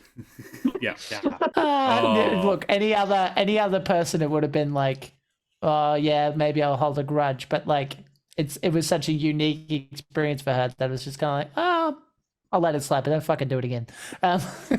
Yeah. Well, she knows you're good now. So next time you get a handwritten invitation. Yeah. Or she'll turn up at your door A at 2 a.m. haunted. saying, get a babysitter. You're going adventuring. She turns up at 2 a.m. with a babysitter. Like, here, have Yeah. this. I need Here's you this now. person I found in the roots. I can look after your kids. Put me down. How did I get here? Okay. This is my friend Jason. He's taking care of your kids. We also have in chat, Bishop Blood says, Catherine bringing the mage hand in to Oh, poke yeah. on the shoulder. That was good. Yeah. Okay. D2s. Can I get a D2, please? Show me 2. Show me the number 2. Oh, no! It's me! Show me potato salad. Yep. Great. Gallo. Anyone have anything for Gallo? Yes, Karen. My exact note was Gallo apologizing and then bopping Farrell on the head. I apologize. So sorry, sir. Call an ambulance, but not for me. You know what's funny about Farrell too is before I even knew what characters were going to be playing this, I had decided that Farrell was going to be a rooster speaking like Foghorn Leghorn. Amazing. And then Gallo played a Gallus speaking like Foghorn Leghorn. I'm like, well, okay, I'm making a drastically different character choice then. And then I was like, they were the oh. main two interacting. You don't want to have a Foghorn Leghorn off? I A leg wouldn't off? dare. Foghorn leg Not off. against Josh. Not while sober. Thank you. Okay, let's keep moving. Anyone else have anything for Josh? I love yeah. Gallo's need for a pedicure. Yeah, I had that too. But specifically the pedicure being shown off in a very specific way as he flew overhead. Just like, look at them! Look at my beautiful feet! It's actually just his quiet fetish. Like Not that Nothing wrong with quiet. that. Yeah, he was projecting it onto the Yeah. ladies the other day. Yeah. It's he like, went home and just imagines and goes to sleep. What I'm imagining- saying is you should get a pedicure. But you probably Well, should. I say, you And he best lives look after across the yourself. road from Tali. And No, that makes it weird. yeah. Yep. Yeah, Yep. before that it wasn't weird. No. Great. Ellie. I think there was Ellie. Sorry, wasn't was there any more to that, Jack? Or oh no. No, Sorry, I was got mixed up. I was saying I agree with Ellie. Yeah. Yeah. But Yes, I had great. one more. Yeah. Great. I'll do mine and then you can do yours if I haven't covered it. I liked Gallo taking the lead. I mean, it was a fairly brief conversation, but taking the lead on the conversation with Farrell, being the face of that and leading into this like one-off comment I made as the bartender, saying, "I guess I'm a noble, so we'll do that." Yeah, that whole interaction was very cool. Bishop Blood says the fake name, Kvorak Karakil. Kvorak Karakil was an NPC name Bishop Blood bought.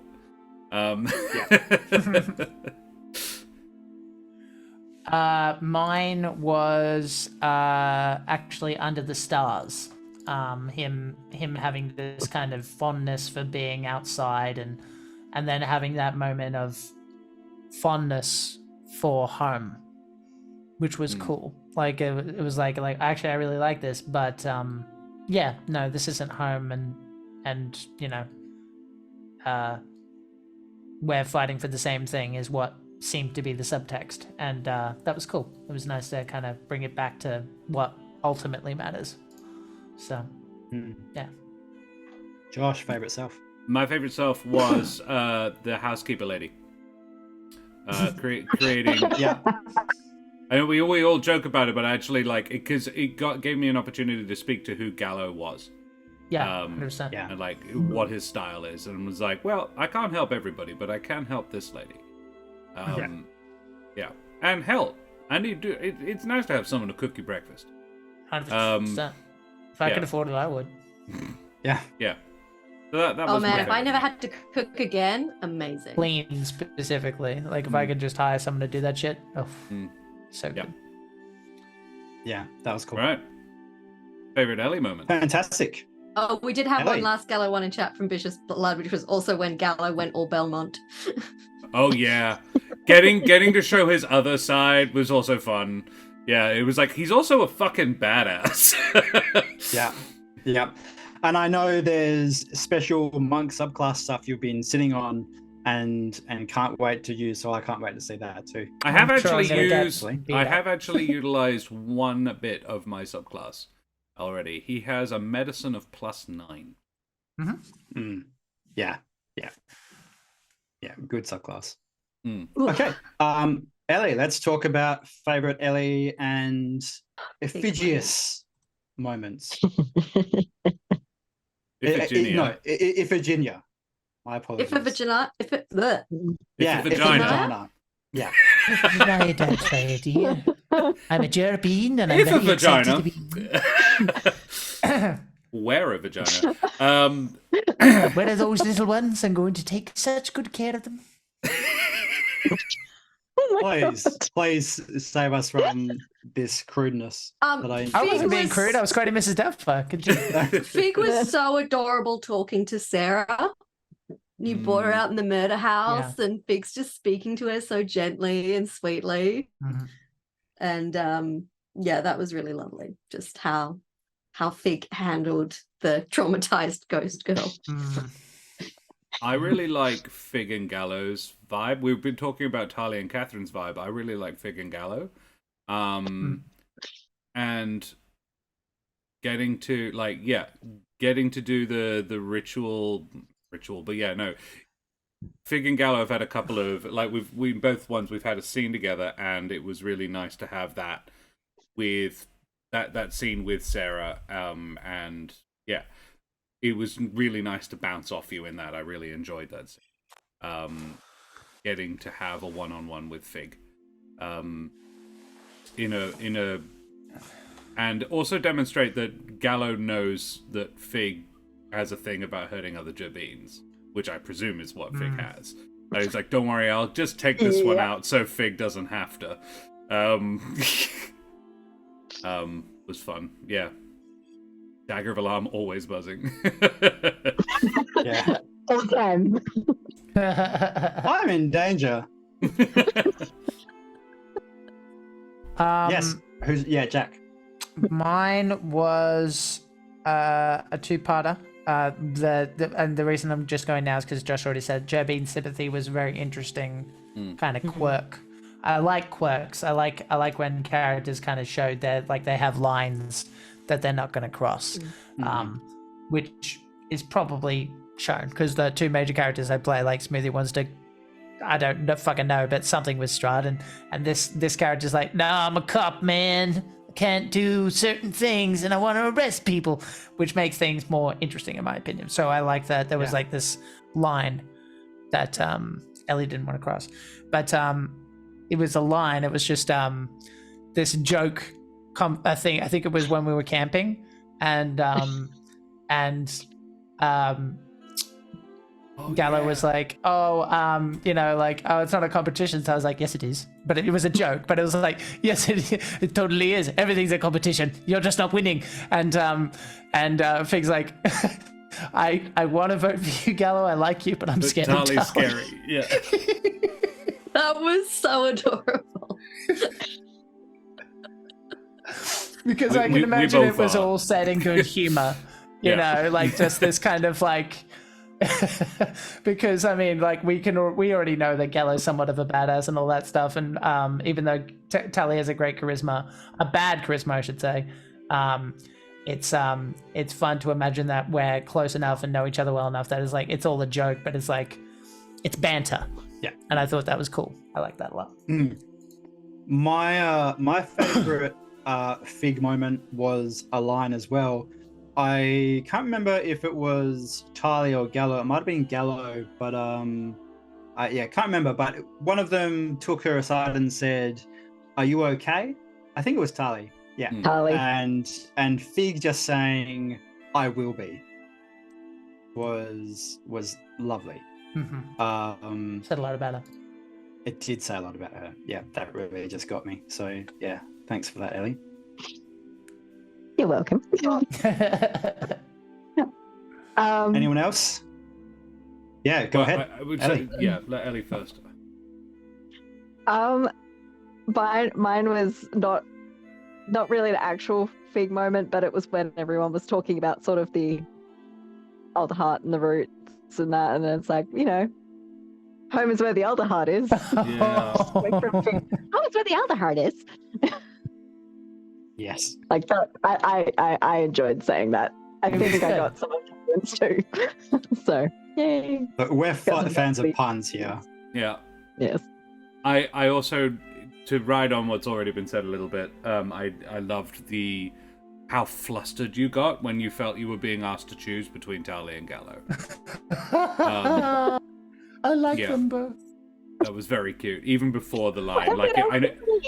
It led up, it led up to Batali scary, but the whole scene was Fig was very cute. Yeah. Cool. Any other Ellie Fig moments?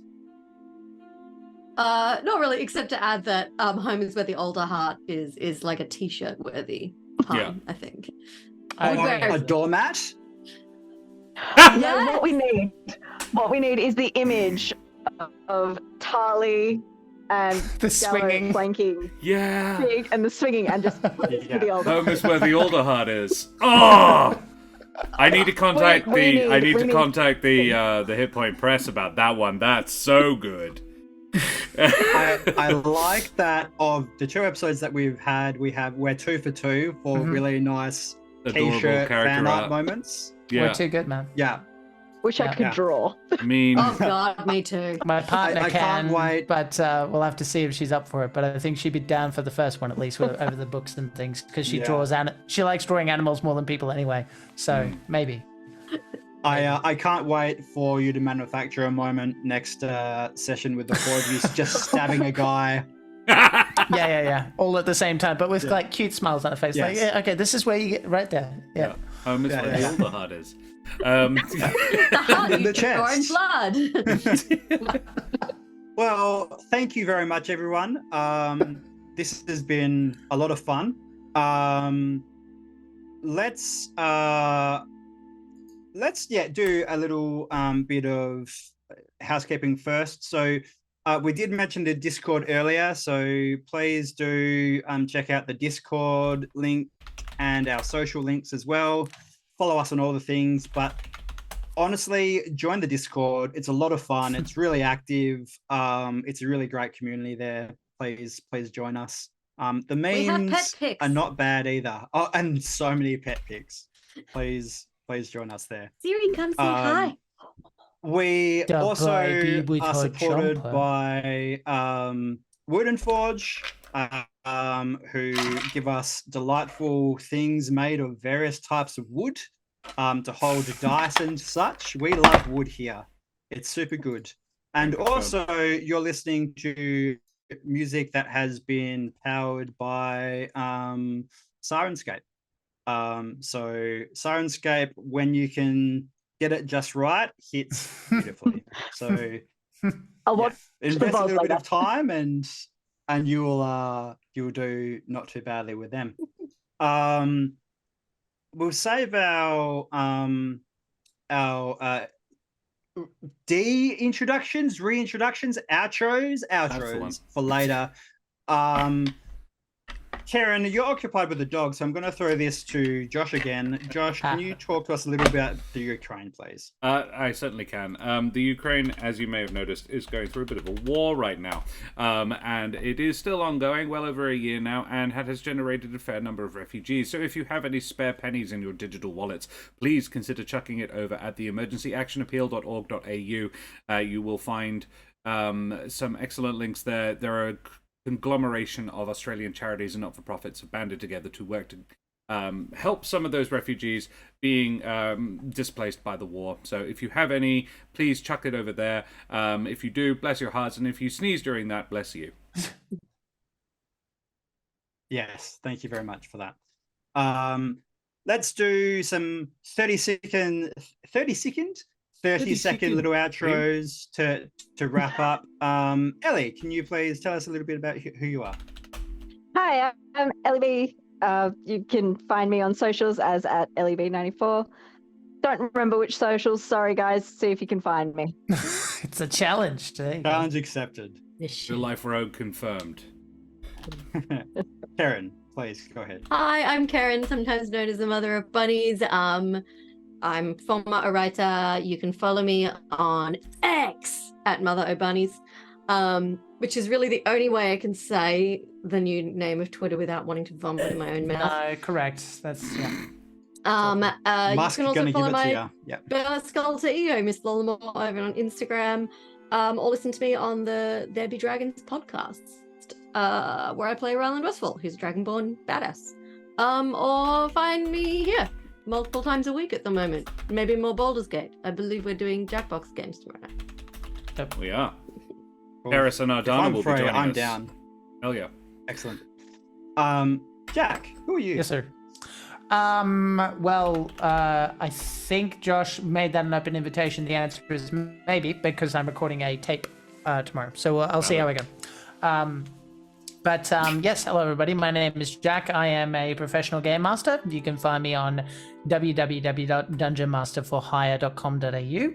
You can also find me on all the socials and on Twitch doing RPG edutainment and the occasional video game potluck, which is basically turned into me living my best life in Baldur's Gate 3, playing the first character ever made in D&D. And I'm having a great time, and you should come and check that out and ask me any GM questions that you want, because we're all about learning over there. Thanks for your support, and thanks for hanging out with us. Fantastic. Champions. Josh the Pirate, who the fuck are you? Who the fuck am I? I be Josh the Pirate. You can find me here on my channel Corsair's Cove, where I run D&D and other RPG-related games with me lovely wife Karen, the Mother of Bunnies. We will be back tomorrow night for some more Jackbox games. It's become, Brendan said just once offhand, like, tried to get me into it, then, you know, it just sort of happened one time. We didn't have enough people. We wanted to do a stream anyway. We just made it work. I have purchased the Humble Bundle that you can find a link for in our Discord. So head on over there for that. So I now have more than half the Jackbox games packs. So we will be playing through some of those. Give them a go. I have up to pack 9. I think the Humble Bundle is all the uneven numbered ones.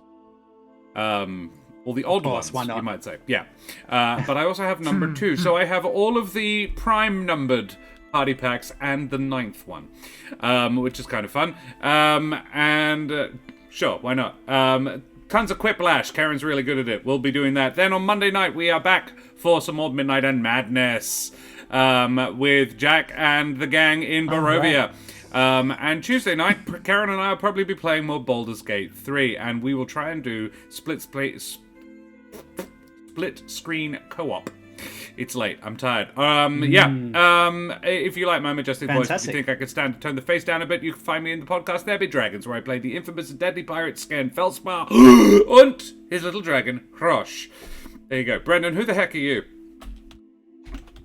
I'm a guy. I'm Brendan, the human being. I am usually a player here on Thursday nights when we're doing our Monsters and Magic seasons, as everyone's favorite little psychopath who pretends to be a nice guy. Let's be real. He's the real villain of the Humblewood. Yeah. Future this Tar is his Lord, cult. Eric Shadowmold. Yeah. No tongues in the Tar cult. Eric Tarmold. Yeah. Yeah. That's the reveal. But this has been a lot of fun DMing for a change for the first time on this channel. And do please, I love Josh as a DM. Josh is an amazing DM. I've given Josh lots of amazing feedback as DM, but let us know in the Discord how you're finding this. I'm really curious. And if people are enjoying it, then maybe there's an option for some ongoing content. So yeah, I've been thinking the but same honestly, thing. let me know. I love feedback. Yeah, Enjoying this. I'm enjoying this. Thank you group. very much. Yeah, this has been a lot of fun. We do need to get out of here now. I'm so sorry to our Eastern staters. Josh, where do you want to take us? Where should we raid? Let us raid the dreaded GM. He is doing some art. Boom. Fucking done. All right. Yeah. Apparently, Dread is there. Whittling. He's doing some whittling. Amazing. Cool. Let him know how much you love his whittling, and let him know where you came from, what we've been up to. Thank you very much for hanging out. Chat, you've been delightful as always.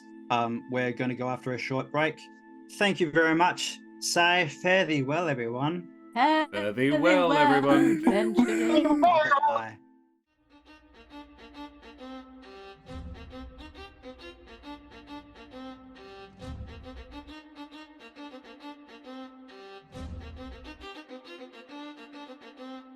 Whee!